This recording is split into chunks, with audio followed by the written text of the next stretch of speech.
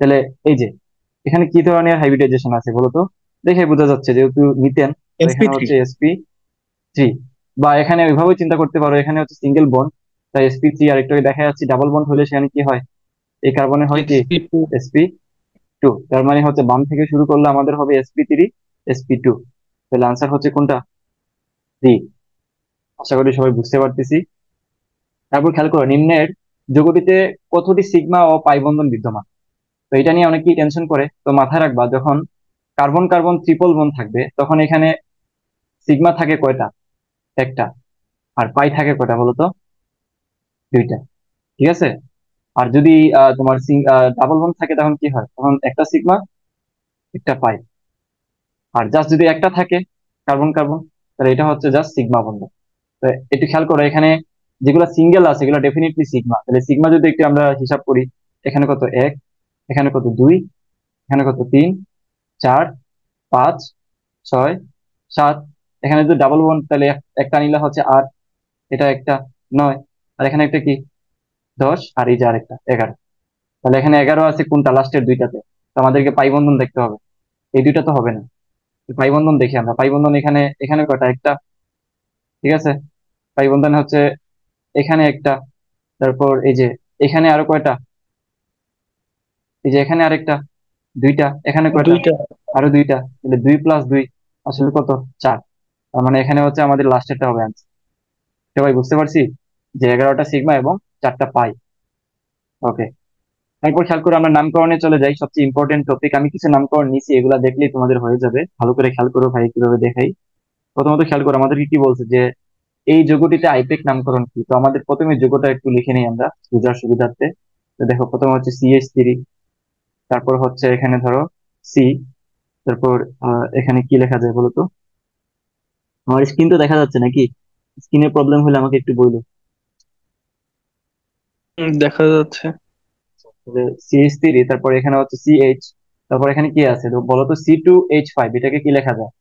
দেখা লেখা যায় না, যে CH2, তারপর হচ্ছে CH3, দেখা যায় না C2H5 কে? হম। তো এই বেসিকটা জি তোমাদের ভাই। আছে আশা করি। তারপর এখানে আরেকবার কি CH2, তারপর এখানে কি আছে CH, তারপর নিচে আসা আছে আসলে আরেকটা কি, ব্রোমিন।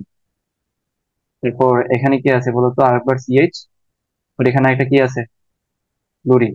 তারপর এখানে আরেকটা আছে CH3। তো আমাকে বলো তো, যেটা সবচেয়ে বেশি সক্রিয়, কি বলা যায়, যৌগমূলক, সেটা থেকে তো নাম্বারিং শুরু হয়। তো এখানে বলো তো, যেহেতু হেলুজেনটাই হচ্ছে সব থেকে সক্রিয়, তাহলে আমাদের এই নাম্বারিংটা কই থেকে শুরু হবে? সবচেয়ে লম্বা শিকলটাই আমরা নিব। এদিক দিয়ে শুরু করবো নাকি এদিক দিয়ে শুরু করবো বলো তো? আমরা ডান শুরু দিক করবো থেকে, ডান হচ্ছে, দিক নিচ থেকে হ্যাঁ ডান শুরু দিক। করতে হবে ভাই।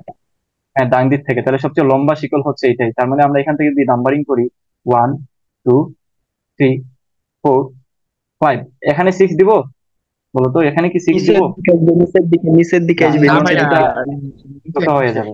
এদিকে আসলে ছোট হয়ে যাবে, তো আমাদের সবচেয়ে লম্বা শিকলটাই নিতে হবে। 6, 7। ওকে, আমরা ক্লিয়ার এটা? নাম্বারিংটা বুঝতে পারছি?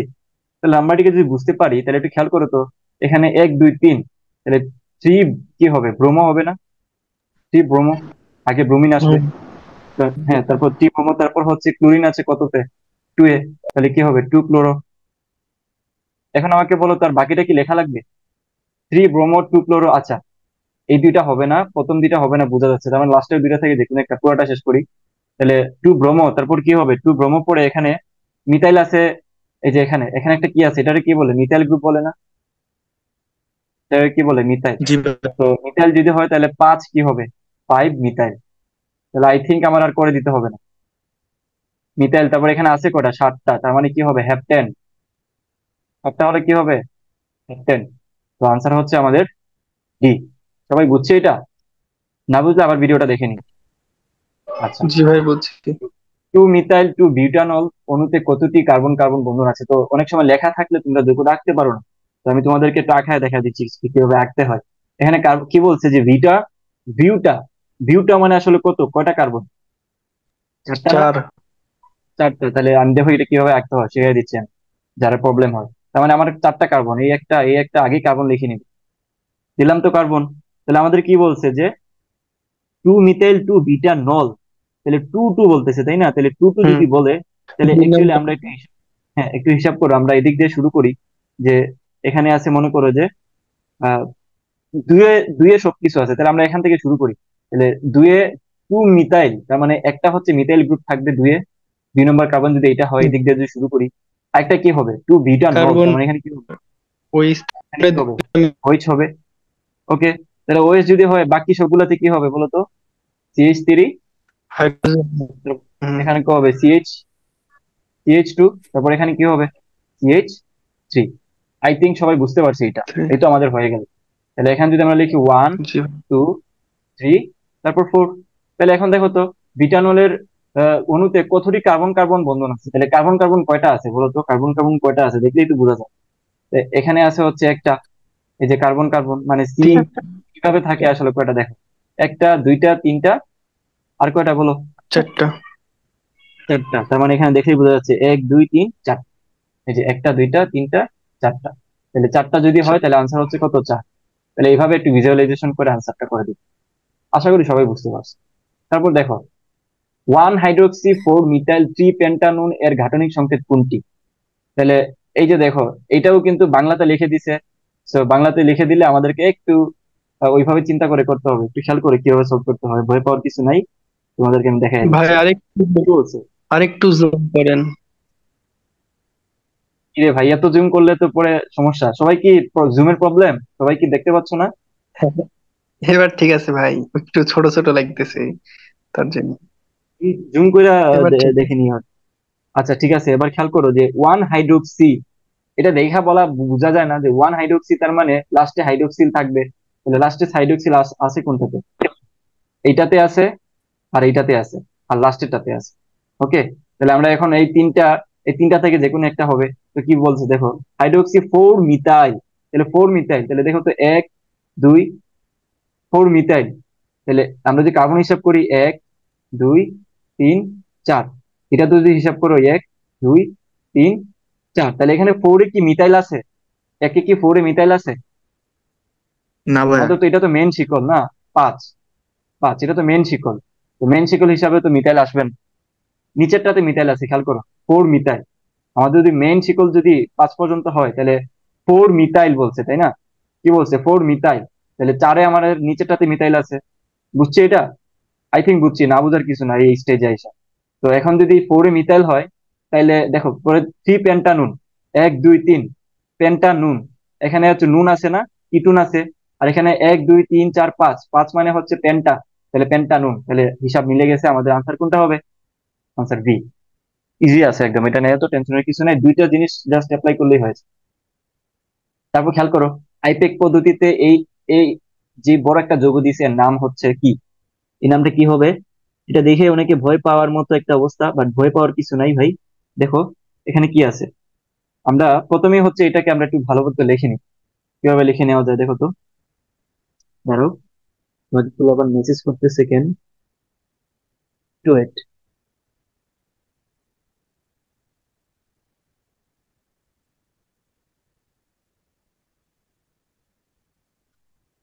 আচ্ছা, তো আমরা এটা একটু আঁকানোর চেষ্টা করি আগের মতোই। যে CH3, তারপর CH, CH3, তারপর হচ্ছে এখানে CH, উপরে হচ্ছে কি আবার CH3। তারপর এখানে দেখো আরেকবার লেখা যায় কি? CH2। তারপর এখান থেকে লেখা যায় সি। উপরে আছে কয়টা? CH3। নিচে আছে কি? OH। তারপর এখানে লাস্টে কি আছে বলতো? CH2, CH3। তাহলে এখানে জাস্ট লিখে দিই CH2, CH3। এখন আমাকে বলো তো আমরা নাম্বারিং কই থেকে করব? মেন শিকল তো এইটা, এটা তো মেন শিকল। এটা থেকে কারোর কোনো মানে সন্দেহ আছে? এটা তো মেন শিকল, সবচেয়ে বড় শিকল এটাই হবে না নাম্বারিং করলে? এখন আমার নাম্বারিংটা হুম, কই হুম। থেকে করব? শুনতে পাচ্ছ সবাই? নাম্বারিং ডান কই থেকে করব? ডান দিক থেকে। ডান দিক থেকে, কারণ এই যে এটা আমাদের এখানে সক্রিয় মৌলগুলো আছে। তাহলে এখানে one, two, three, four, five. One, two, three, four, five. আর এটা হচ্ছে সিক্স। তাহলে এখন আমরা ইজিলি বলতে পারি না এখানে কি হবে বলো তো? জাস্ট দেখেই তো বলা যায় এটা কি হবে। Three, B answer. Three, five, দেখো, থ্রি, ফাইভ, ডাইমিথাইল। তাহলে দুইটা মিথাইল আছে না, এই একটা মিথাইল, এই একটা মিথাইল। তাহলে আমাদের আনসার তো ঠিক আছে, কি হবে? 3 5 ডাইমিথাইল। তাহলে আমাদেরকে আর করতে হবে? আমাদের আনসার দেখে বোঝা যাচ্ছে এটা আনসার কত, ভি। পুরোটা করাও লাগবে না। আচ্ছা, তো লাস্টের নামকরণের লাস্ট যেটা আছে ওটা একটু খেয়াল করো, যে এটা আমাদের বলছে যে নামকরণটা করো। তো কিভাবে করবো একটু খেয়াল করো। এখানে দেওয়া আছে একটা বেনজিনের মতো বলয়। তো এখানে কি কি দেওয়া আছে একটু খেয়াল করো। এখানে দেওয়া আছে CH2, এখানে দেওয়া আছে কি CH3, আর এখানে দেওয়া আছে একটা বড় সড়ো CH2, CH2, CH2, CH3। তাহলে 1 2 3 4। তার মানে কি আসলে বলো তো? চার দেখে কি বুঝো? তার মানে হচ্ছে বিউট। বিউটাইল আর কি, বা বিউটেন যেটাই বলা যাক। তাহলে দেখো, তাহলে এখানে যেহেতু আমরা জানি কি যে একটা অ্যালকাইল থেকে মানে অ্যালকেন থেকে যে একটা হাইড্রোজেন সরায় নেওয়া হয়, এটা কি হয়? আইল হয়ে যায় না লাস্টে? তাহলে বিউটাইল হবে না এটা? এটা হবে বিউটাইল। আমরা দুটো নাম্বারিং করি, নাম্বারিং কিভাবে করে? এখানে দুটো নাম্বারিং করি, এটা হচ্ছে কত, 1, এটা 2, এটা 3, এটা 4, এটা 5, এটা কত, 6। তাহলে এটা কি হবে বলতো? শুরু হবে এখান থেকে, সবচেয়ে 1 নাম্বার থেকে শুরু হয়। তাহলে এখানে কি হবে, 1 বিউটাইল হবে না? যেহেতু একটা থেকে অ্যালকেন থেকে যদি একটা হাইড্রোজেন সরায় নেই তাহলে আইল হবে, অ্যালকাইল হবে। তার মানে বিউটাইল, চারটা আছে এখানে, তাহলে বিউটাইল। ইংলিশে দেওয়া আছে যেহেতু আমরা ইংলিশে লিখি বিউটাইল। তারপর দেখো 3 4 ডাইমিথাইল। তাহলে আমাদেরকে আর কি করতে হবে? পুরোটা বুঝছি, আনসার কোনটা হবে? আনসার হচ্ছে ডি। সবাই কি বুঝতে পারতেছি?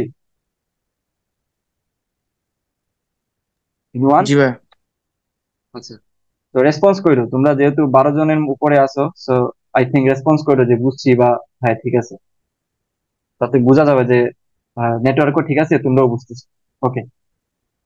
তো পরে আমরা আসলে সমানুকরণের অনেক ব্যাপার স্যাপার আছে। এখানে আসলে তোমাদেরকে একদম বেসিক কিছু বোঝানো নাই, তোমরা সবাই সেটা জানো যে সমানুতা আসলে আণবিক সংকেত এবং একই কিন্তু গাঠনিক সংকেত ভিন্ন এরকম, যেগুলো এগুলোরে আসলে 2 প্রকারের সমাণু পাওয়া যায়। একটা হচ্ছে গাঠনিক সমাণু, আর একটা হচ্ছে স্টেরিও সমানুতা। তবে গাঠনিক সমাণুর মধ্যে আবার 5টা প্রকার আছে, তাই না? 5টার মধ্যে হচ্ছে লাস্টে যে দুইটা অবস্থান অবস্থান সমাণু, বা যেটা একদম কি বলা যায় টোটোমারিজম, আর একটা হচ্ছে মেটামারিজম। আমি ইম্পর্টেন্ট গুলোই নিছি, তোমাদেরকে তো আর এইচএসসি ক্লাস করাচ্ছি না, সো আই থিঙ্ক তোমরা এই জিনিসগুলো জানো। আচ্ছা দেখো, তো টোটোমারিজম আসলে কি? এখানে দেওয়া আছে যে আসলে গতিশীল একটা কার্যকরী মূলক। তারপর মেটামারিজম কি? যে এই যে দেখো, আমাদের কার্যকরী মূলকের দুই সাইডের কার্বনের সংখ্যার যেই ডিফারেন্স, সেটাই হচ্ছে আমাদের মেটামরিজম।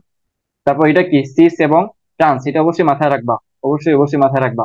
তাহলে এটা যদি আমরা এইভাবে হিসাব করি, এভাবেও এটা এটা করা যায় যে কার্বন, ডাবল বন্ড কার্বন, এদিকে যদি আমরা এ এ বি বি, তাহলে এটার নাম কি? এটা হচ্ছে সিস, তাই না? এটার নাম কি হবে? এটা হবে যাই হোক মেসেজ। তার আগে হবে সিস। আর যদি কোনো কারণে এরকম হয় যে এই এখানে যদি জাস্ট ভিন্নতা আসে, এ বি, এখানে হচ্ছে বি এ, তাহলে এটা কি হবে, ট্রান্স। তাহলে এই জিনিসগুলো অবশ্যই মাথায় রাখবে। তারপর এটা মুখস্থ করবা, এই যে আমি যেগুলো বলতেছি মুখস্থ করার জন্য বই থেকে হোক আর যেখান থেকে হোক মুখস্থ করে নিয়ে হয়, যে সমানুকরণ নানান কাহিনী আসে। যেমন 4 কার্বনের নিচে কারোর কোনো সমাণু পাওয়া যায়? 4 কার্বনের নিচে সমাণু না ভাইয়া। নেই। 4 কার্বনের যা আছে সব হচ্ছে চার 4 কার্বনের উপরে, ওগুলা হচ্ছে সমাণু পাওয়া যায়। তো সমাণুগুলা সুন্দর মতো দেওয়া আছে, সো এই পার্টটুকু এট এ গ্ল্যান্স অথবা মুখস্থ করে যাবা। ওকে, মুখস্থ করবা, বুঝে শুনে জি মুখস্থ ভাইয়া। করবা, সবুজ যদি থাকবে না। আর এটা কোনো আলাদা কোনো নিয়ম নাই যে তুমি দেখে বুঝতে পারবা যে আসলে কোনটাতে কি আছে না আছে। তারপর দেখো অ্যালকাইল হ্যালাইডের সমানুতা, এটা থেকে কিন্তু প্রচুর কোশ্চেন আসে, বুঝছো? সব জায়গায় আসে, যে তোমার ভার্সিটি রিলেটেড, কৃষি, তারপর গুচ্ছ, সবগুলাতেই আছে। তো ভালো মতো এটা খেয়াল করো যে যদি আমাদের এখানে কি থাকে, যদি হ্যালাইড গুলা থাকে, হ্যালাইড গুলো যদি থাকে তাহলে আসলে কোন সময় কি হয় খেয়াল করো। এটা একটু মুখস্থ করে যাই হোক। এখানে মুখস্থ করাটা আসলে তেমন কঠিন কিছু হবে না। আয়োডিন থাকলে কি হয়, তারপর ক্লোরিন থাকলে কি হয়, আবার হাইড্রোক্সিল থাকলে কয়টা সমাণু পাওয়া যায়। শুনতে পাচ্ছ আমাকে? তোমার নিচেরটা একটু খেয়াল করো। জি ভাইয়া। এই যে যদি দেখো, অক্সিজেন মূলক যদি থাকে, তাহলে হাইড্রোজেনের সমানুতা আসলে কি পাওয়া যায়, হাইড্রোকার্বনের। হাইড্রোকার্বনের সমানুতা আসলে কি কি পাওয়া যায়, এগুলো মুখস্থ হতে গেলে মুখস্থ তো আর আমি করাইতে পারবো না, এটা তুমি তো যার যে এবিলিটি অনুযায়ী মুখস্থ করবা। আচ্ছা, নিম্নের কোন যৌগটি জ্যামিতিক সমানতা প্রদর্শন করে? এই যে একটু আগে ট্রান্সিস দেখে আসছি, এগুলা কি ট্রান্সিস, এগুলা কি? এগুলো হচ্ছে জ্যামিতিক সমানতা। এগুলা কি লেখা আছে খেয়াল করে, এগুলার বলা হয় জ্যামিতিক সমানতা। তো এখানে কোনটাতে হবে দেখো তো, যেমন এটাতে কি ওইটার মতো মিলে, ট্রান্সিসের মতো মিলে? ডি না, ভাইয়া। এটা হয় না। তারপর এটাও হয় না, তারপর এটাও হয় না। বাট এই যে এখানে দেখো, আমাদের প্রথমে খেয়াল করবা যে আমাদের ডাবল বন্ড আছে কি, ডাবল বন্ড দুইটাতে আছে, তো এটা তো হওয়ার কোনো চান্স নাই, কারণ এখানে আছে ভিন্ন ভিন্ন জিনিস। সো এখানে হচ্ছে আমাদের ওইটার মতো মিলে যায়, এই যে এই বেসিকের সাথে মিলে যায়, বেসিক যেই আমাদের ফান্ডামেন্টাল যেটা ছিল জ্যামিতিক সমানতার। তো আনসার হবে টি। কোনটি আলোক সক্রিয় সমাণু দেখায়? কোনটা আলোক সক্রিয় সমাণু দেখায়? এটাও তো আগের মতো, বলতে পারবে না কোনটা আলোক সক্রিয় সমাণু দেখায়? আগেরটা জি যদি ভাইয়া, পারো সি। এটাও তো পারবা। এটা কি হবে? সি ভাইয়া। আচ্ছা, হয়। সবাই তো জয়েন করছে আই থিঙ্ক।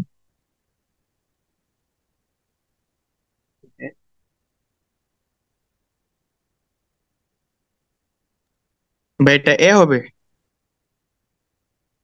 এ হবে, আচ্ছা এ সি না এ হবে। আচ্ছা, একটু খেয়াল করো যে এখানে কি বলছে, নিজের কোনটি আলোক সক্রিয় সমাণু দেখায়। তো আলোক সক্রিয় সমাণু কি জিনিসটা, কি সবাই তো আই থিঙ্ক মানে এতদিন পর্যন্ত মোটামুটি মানে জানো আই থিঙ্ক, না জি পারার ভাইয়া, কিছু নেই। একটা কাইরাল কার্বন থেকে। আচ্ছা, তোমরা একটু ওয়েট করো তো, আমাকে একটু আবার মেসেজ করতেছে।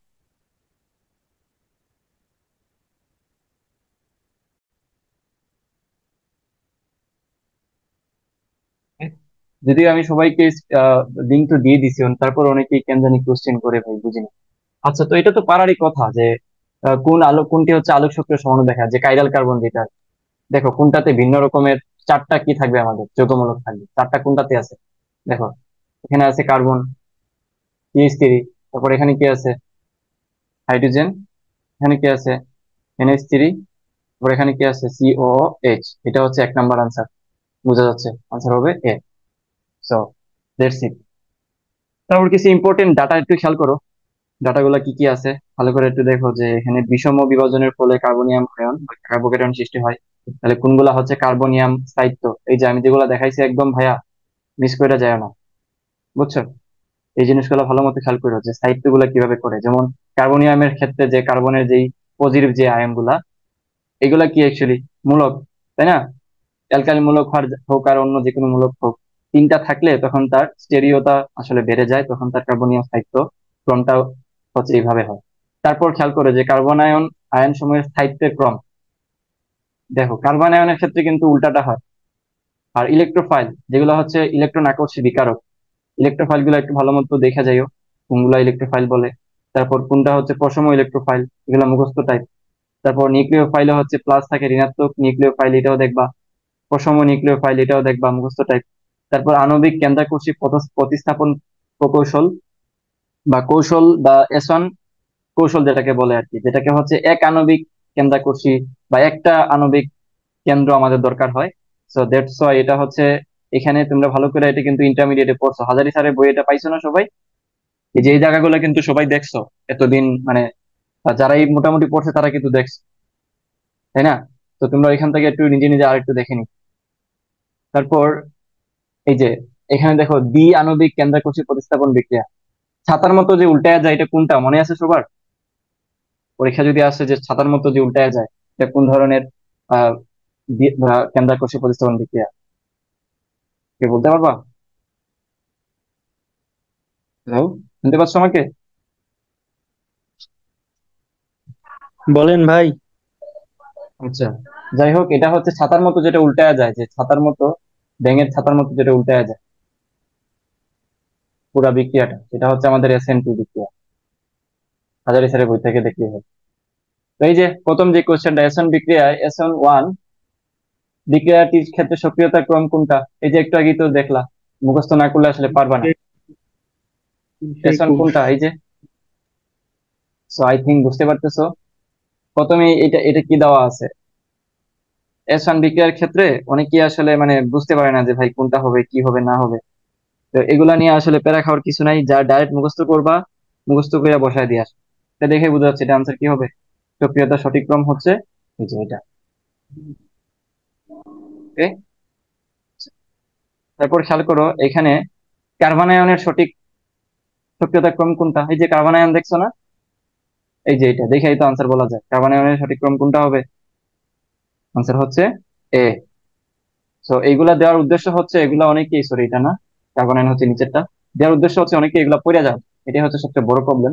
তো এই ধরনের সক্রিয়তার জনিত যত কিছু আছে, সক্রিয়তা নিয়ে যত কিছু আছে সব পড়ে যাবে। আচ্ছা, তারপর দেখো এরোমেটিসিটি, যেটা আর কি হাকেল তত্ত্ব। হাকেলের তত্ত্ব কি ছিল? যে অ্যাকচুয়ালি যে চক্রটা থাকে সেখানে অ্যাকচুয়ালি এই অনুপাতে থাকে যে 4n+2, এই সংখ্যক আমাদের কি থাকবে? ইলেকট্রন থাকবে, সঞ্চারণক্ষম পাই ইলেকট্রন যেটাকে বলে আর কি। তো এখানে যদি বলয়, এই যে এন এর মানে এখানে কি আসলে? এনটা আসলে বলয়। এনটা কি? বলয় সংখ্যা। সবাই বুঝছে এটা, যে এটা যে বলয় সংখ্যা, এগুলো তো আই থিঙ্ক দেখে আসছো তোমরা।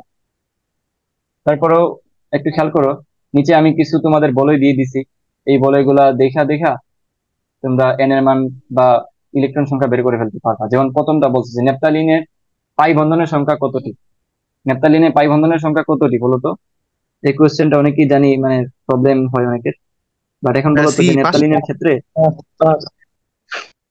হ্যাঁ, এই যে এখানে খেয়াল করো, দেখে বোঝা যায় যে এখানে একটা, এখানে এটা কি নেপথালিন না? ওইটা নেপথালিন। নেপথালিন। তাহলে এই যে দেখো পাই বন্ধন কটা? একটা, দুইটা, তিনটা, চারটা, পাঁচটা। এর অ্যান্সার হচ্ছে 5। এরকম করে করে হচ্ছে আরো কিছু যোগের, এইগুলোর নাম মনে রাখবা, যে এই যে এগুলোর নাম মনে রাখবা যে কোনটারে কি বলে। বলয় দেখে নাম, বলয় এবং নাম মাথায় রাখবে, এবং গঠনটা মাথায় রাখবে। গঠন মাথায় রাখলে তখনই বুঝতে পারবা যে কোনটাতে কি পরিমাণ সমস্যা আছে। পাই পাই পাই ইলেকট্রন আছে আর কি, সমস্যা অনেক সময় হচ্ছে। তারপর খেয়াল করো যে মার্কোনিনীয় নীতি। মার্কোনিয় যে নীতিগুলো আছে, এটা আমি আই থিঙ্ক তোমরা মোটামুটি পড়ে আসছো। আরেকটা জিনিস মাথায় রাখো, এই যে প্রস্তুতি আছে না, অ্যালকিন অ্যালকাইন অ্যালকাইনের প্রস্তুতি থেকে তেমন একটা কোশ্চেন আসে না। বাট প্রস্তুতি থেকে তোমরা কিছু অংশ পড়ে যাবে যে কোনটা থেকে কি তৈরি হয়, প্রস্তুতি গুলা, বুঝছো? প্রস্তুতি গুলা একটু দেখা যায়, বাট প্রস্তুতি থেকে তেমন একটা কোশ্চেন আসে না।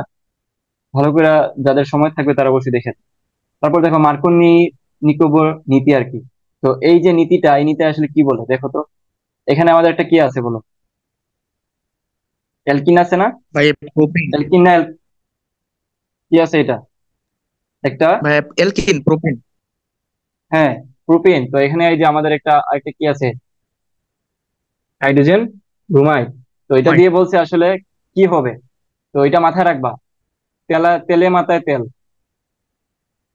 আছে না, যে যার মাথায় তেল আছে তারে আবার, এটা হবে তেলা মাথায় তেল। তো যার মাথায় অলরেডি তেল আছে তারে তেল দিবে আর, বুঝছো? তো কিভাবে জিনিসটা খেয়াল করো তো। এটা হচ্ছে হাইড্রোজেন হাইড্রোজেন, হাইড্রোজেনের ক্ষেত্রে। তো এখানে কি আছে দেখো, CH3, CH ডাবল বন, CH2 প্লাস HBr। তো এখান থেকে অ্যাকচুয়ালি যেটা হয়, খেয়াল করো, এখানে হবে কি, পরে যেটা হবে, তেলে মাথা তেল যেটা, এটা হচ্ছে 90% হবে। আমি একটু পরে বুঝিয়ে দিচ্ছি, খেয়াল করো। CH3, এখন একটু খেয়াল করো তো এইদিকে, সবাই কি দেখতে পাচ্ছ স্ক্রিন? এখানে দেখো তো যে হাইড্রোজেন সংখ্যা কোনটাতে বেশি আছে, এটাতে বেশি নাকি এটাতে বেশি? প্রথমটাতে বেশি না হাইড্রোজেন সংখ্যা? জি ভাইয়া। তোমরা কি একমত? তাহলে দেখো, তার মানে যেটাতে বেশি ওইটাতে সে আরো আরো দিতে চাই, দিতে দিতে চাইবে। তাহলে দেখো তারপর এখানে হচ্ছে CH2 ছিল, তাই না? তাহলে 2 এর সাথে একটা হাইড্রোজেন এখান থেকে চলে আসবে। তাহলে কি হবে? CH3 থাকলে হচ্ছে ব্রুমিন। তাহলে এই যে ব্রুমাইড বা ব্রুমিন যেটা আছে, এটা হচ্ছে এখানে চলে আসবে। তার মানে দেখো, অলরেডি যার মধ্যে কার্বন সংখ্যা বেশি তারই সরি, যার মধ্যে হাইড্রোজেন সংখ্যা বেশি তারাই হচ্ছে হাইড্রোজেন দিচ্ছে। আর যার মধ্যে আগেই হাইড্রোজেন কম, তার মধ্যে আসলে ব্রুমিন আসছে। তার মানে বুঝতে পারতেছো যে এটা তেলে মাথা তেল কেন বুঝাইছে। তো এটা হচ্ছে কত পার্সেন্ট হয়, এটার হওয়ার সম্ভাবনা কতটুকু? 90%। আর অন্যথায় যেটা হয় আর কি, এখানে দেওয়া আছে, এটা তো লেখার কিছু নাই। অন্যথায় হচ্ছে এটা 10% হয় নিচেরটা। এখন বিপরীত নামে একটা আছে, যে বিপরীত মার্কনি। বিপরীত ক্ষেত্রে কি হয়? বিপরীত ক্ষেত্রে জাস্ট আমাদের একটা পার অক্সাইড যুক্ত করে দিতে হয়। এই যে খেয়াল করো, বিপরীত কোন সময় হয় জানো?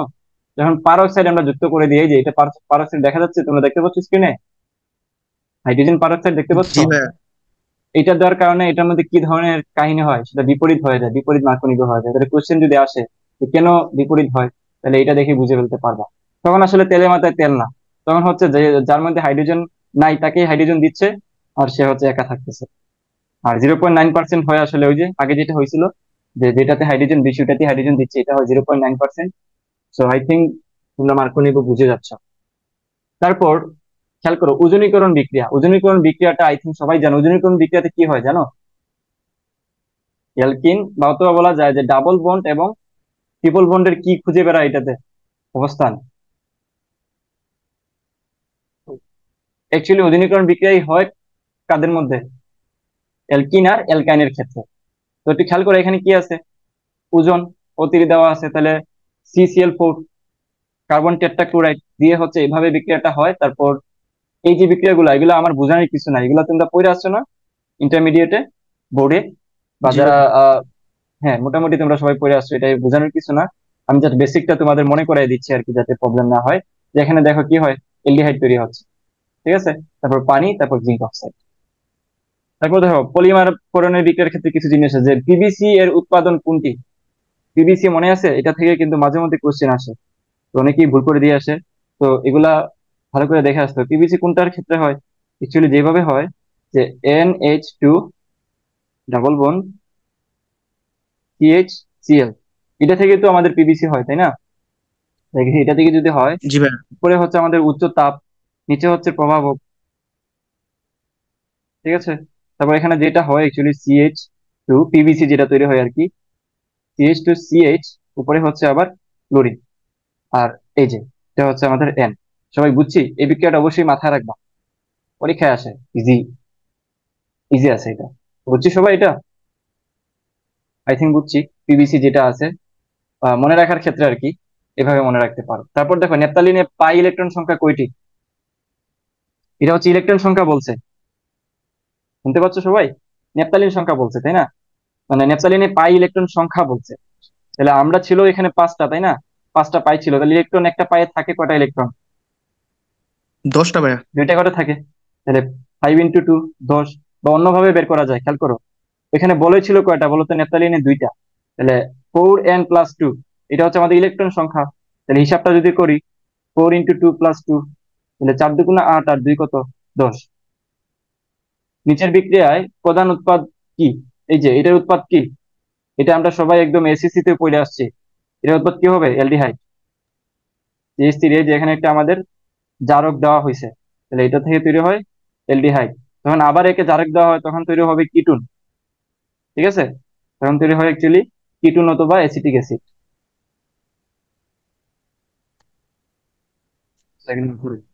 তারপর দেখা যায় যে তোমাদের ওই যে আগে যেটা বলছিলাম, ওগুলো মনে রাখার জন্য তোমাদেরকে আমি এটা একটু তুলে দিছি, যে কোনটার বলয়ের মান কি। তারপর একটু খেয়াল করো এখানে, তোমাদের হাতে সময় আর কতটুকু আছে? 4 মিনিট আছে, ওকে। তোমরা পরে আবার একটু জয়েন দিও আর কি, তাও যতটুকু দেখানো যায়। হালকা বাকি আছে। তো দেখো এইখানে যদি থাকে, এখানে যদি থাকে, এটার নাম কি হয়? অর্থ,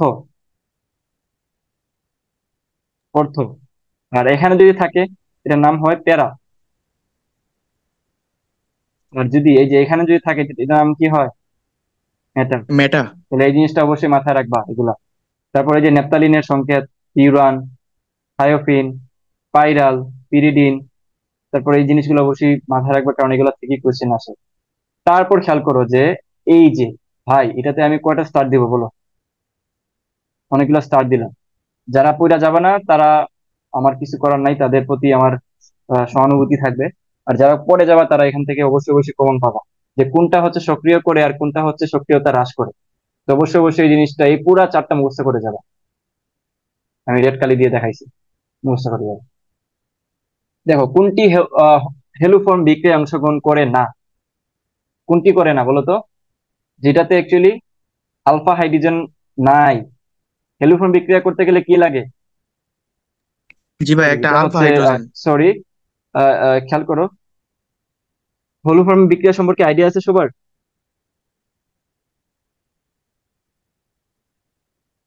তোমরা তোমরা যারা হচ্ছে নামকরণ, নাম সহ বিক্রিয়া যারা হচ্ছে একটু প্রবলেম হয়, তাদের জন্য আমি একটু দেখাই দিচ্ছি এখানে।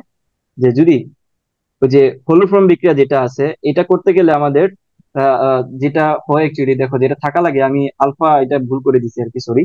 দেখো এটা হচ্ছে অ্যাকচুয়ালি CH3 এই যে এই এই মূলকটা থাকতে হয়। সবাই কি শুনতে পাচ্ছ আমাকে? এটা থাকা লাগে, স্বপ্ন, এটা থাকা লাগে। এই মূলক থাকলেই কেবল কি বিক্রিয়া দিবে বলো তো? এটা থাকলেই কেবলমাত্র আমাদের বিক্রিয়াটা দিবে হলুফর্ম বিক্রিয়া। এখন বলো তো কোনটাতে হলুফর্ম, এই যে এই মূলকটা কোনটাতে নাই? কোনটাতে নাই বলো তো? বিতে আছে, সিতে আছে, ডিতেও আছে। দেখে আমার তো বোঝা যাচ্ছে যে কোনটাতে নাই, আমাদের এতে নাই। তাহলে আনসার হচ্ছে কি? এ। সো খুবটা মাথায় রাখবো যে এটা এটা এটা মাথায় থাকা লাগবে যে আমার এই জিনিসটা না থাকলেই, আমাদের মূলকটা না থাকলে অ্যাকচুয়ালি আমাদের হলুফর্ম বিক্রিয়া সম্ভব না। তারপর যেটা যেটা এলডোল ঘনীভবন বিক্রিয়া, এটার ক্ষেত্রে আমি যেটা বলছিলাম আর কি, যে এলডোল এলডোল ঘনীভবন বিক্রিয়া কিন্তু আমাদের কি লাগে? আমাদের লাগে হচ্ছে আলফা হাইড্রোজেন লাগে। তাহলে এখন খেয়াল করো কোনটাতে আলফা হাইড্রোজেন নাই, দেখে বোঝা যাচ্ছে না বলো তো? আলফা কার্বন যেটা আর কি, দেখো কার্বন যদি অনেকগুলা থাকে, এভাবে যদি কার্বন থাকে, নিচে খেয়াল করো এই যে কোনটাকে আলফা আলফা কার্বন বলে। তাহলে এই যে দেখো এটা হচ্ছে আমাদের সেকেন্ড, যেটা এটা হচ্ছে আলফা কার্বন। আলফা কার্বনে যে হাইড্রোজেন থাকে সেটা হচ্ছে আলফা হাইড্রোজেন। তাহলে এখানে দেখা যাচ্ছে যে একটা মূলক ডাইরেক্ট লাগানো আছে, আর এখানে মূলকগুলো আলাদাভাবে আলাদাভাবে দেওয়া আছে। এখানে কার্বনের 2 নম্বর কার্বন, 3 নম্বর কার্বন পাওয়া যায়, 2 নম্বরটা পাওয়া যায়, এখানে 3 নম্বর কার্বন পাওয়া যায়। শুধুমাত্র নাম্বারে দেখো আমাদের শুধুমাত্র একটাই মূলক দেওয়া আছে। তাহলে এখানে কোনো আলফা কার্বন নাই, সো এখানে কোনো আলফা হাইড্রোজেনও নাই। দ্যাটস ওয়াই এখানে এলডন ঘনীভবন বিক্রিয়া করবে না কোনটায়? এটা হচ্ছে এই হচ্ছে ব্যাপার। এটা নিয়ে আরো বেসিক যদি তোমাদের জানার থাকে তোমরা একটু বই থেকে দেখে নিও। আমি জাস্ট সলিউশনের জন্য ট্রিক্সটা দেখা দিলাম। তো বাকি আরো কয়েকটা কোশ্চেন আছে, এটা আমি তোমাদের 10 মিনিট পরে দেখাবো। আপাতত এটুকু থাকলো, তোমরা একটা ব্রেকের পরে আবার জয়েন করো। এইটুকু পর্যন্ত। তো পরবর্তী জিনিসটা একটু খেয়াল করো, যে কোন অ্যাসিডের তীব্রতা সবচেয়ে বেশি? বলো তো কোনটা বেশি? এখানে কয়েকটা কাহিনী আছে, বুঝছো? বাট এখানে কিন্তু দেখা মাত্র অ্যান্সার করে ফেলা যায় যে কোনটার তীব্রতা সবচেয়ে বেশি, কোনটার বেশি বলো তো? ভাই এটা কি হবে? হ্যাঁ, আচ্ছা, মানে খুবই ইজি, কারণ যেখানে হচ্ছে অ্যাকচুয়ালি প্রথমেই খেয়াল করবা যে আলফা কার্বনের সংখ্যা, প্রথমে হচ্ছে আলফা কার্বনের সংখ্যা, তারপর দেখা ক্লোরিনের সংখ্যা। তো আলফা কার্বন এখানে মোটামুটি সবগুলোতেই মোটামুটি আছে, বাট ক্লোরিন সংখ্যা সবচেয়ে বেশি কোনটা? ক্লোরিন সংখ্যা বেশি আছে সিতে। সিতে আছে কয়টা? 2টা ক্লোরিন। তো দ্যাটস ওয়াই আনসার হচ্ছে সি। এইভাবে চেক করবো আর কি। তারপর দেখো নিচের 4টি কার্বক্সিলিক অ্যাসিড জাতকের মধ্যে কোনটি কম সক্রিয়? তো এই সক্রিয়তার ওই যে আগে যেটা বলছিলাম যে যত বইয়ে লেখা দিই, যে হাজারি স্যারের বইয়ে যতগুলা হচ্ছে তোমার সক্রিয়তা ক্রম আছে,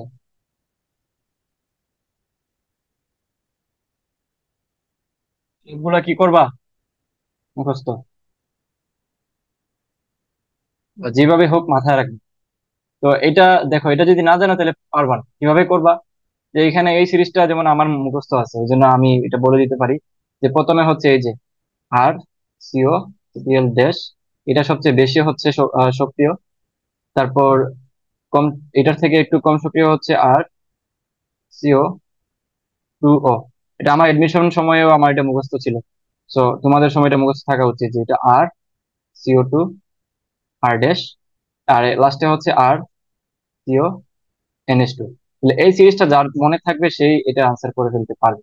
তাহলে এটা আনসার কত? এটা আনসার হচ্ছে সবচেয়ে কম সক্রিয় কোনটা, লাস্টেরটা সবচেয়ে কম, তাহলে আনসার হচ্ছে এটি। তারপর দেখো বেনজামাইডের হফম্যান ক্ষুদ্রাংশকরণ বিক্রিয়ার উৎপাদ কি?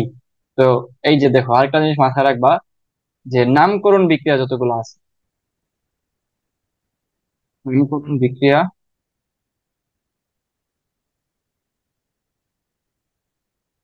যতগুলো আছে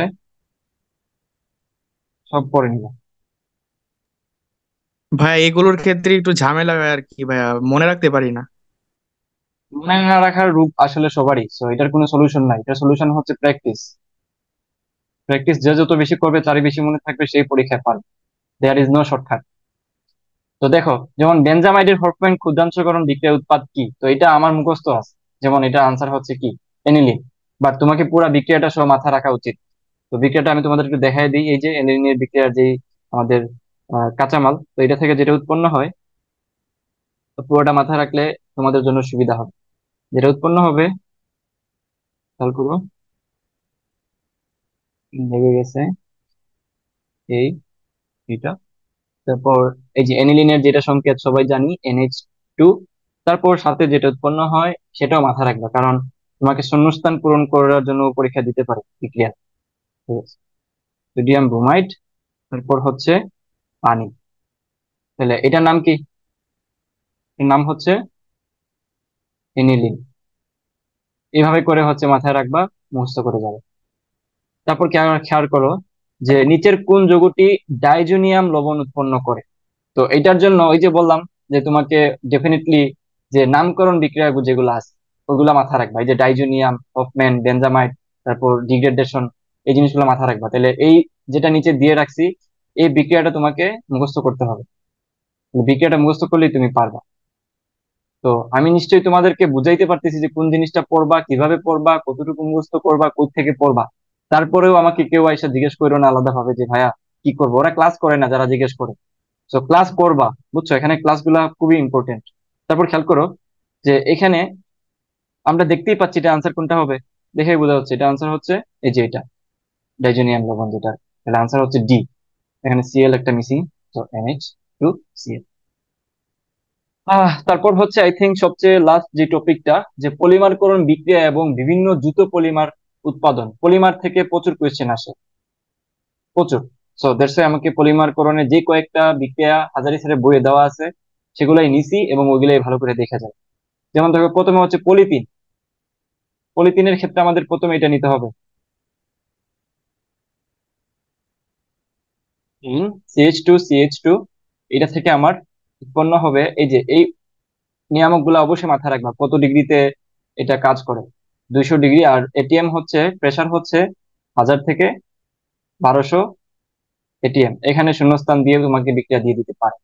তাহলে এখান থেকে যেটা হয় পলিথিন উৎপন্ন হয়, CH2CHN।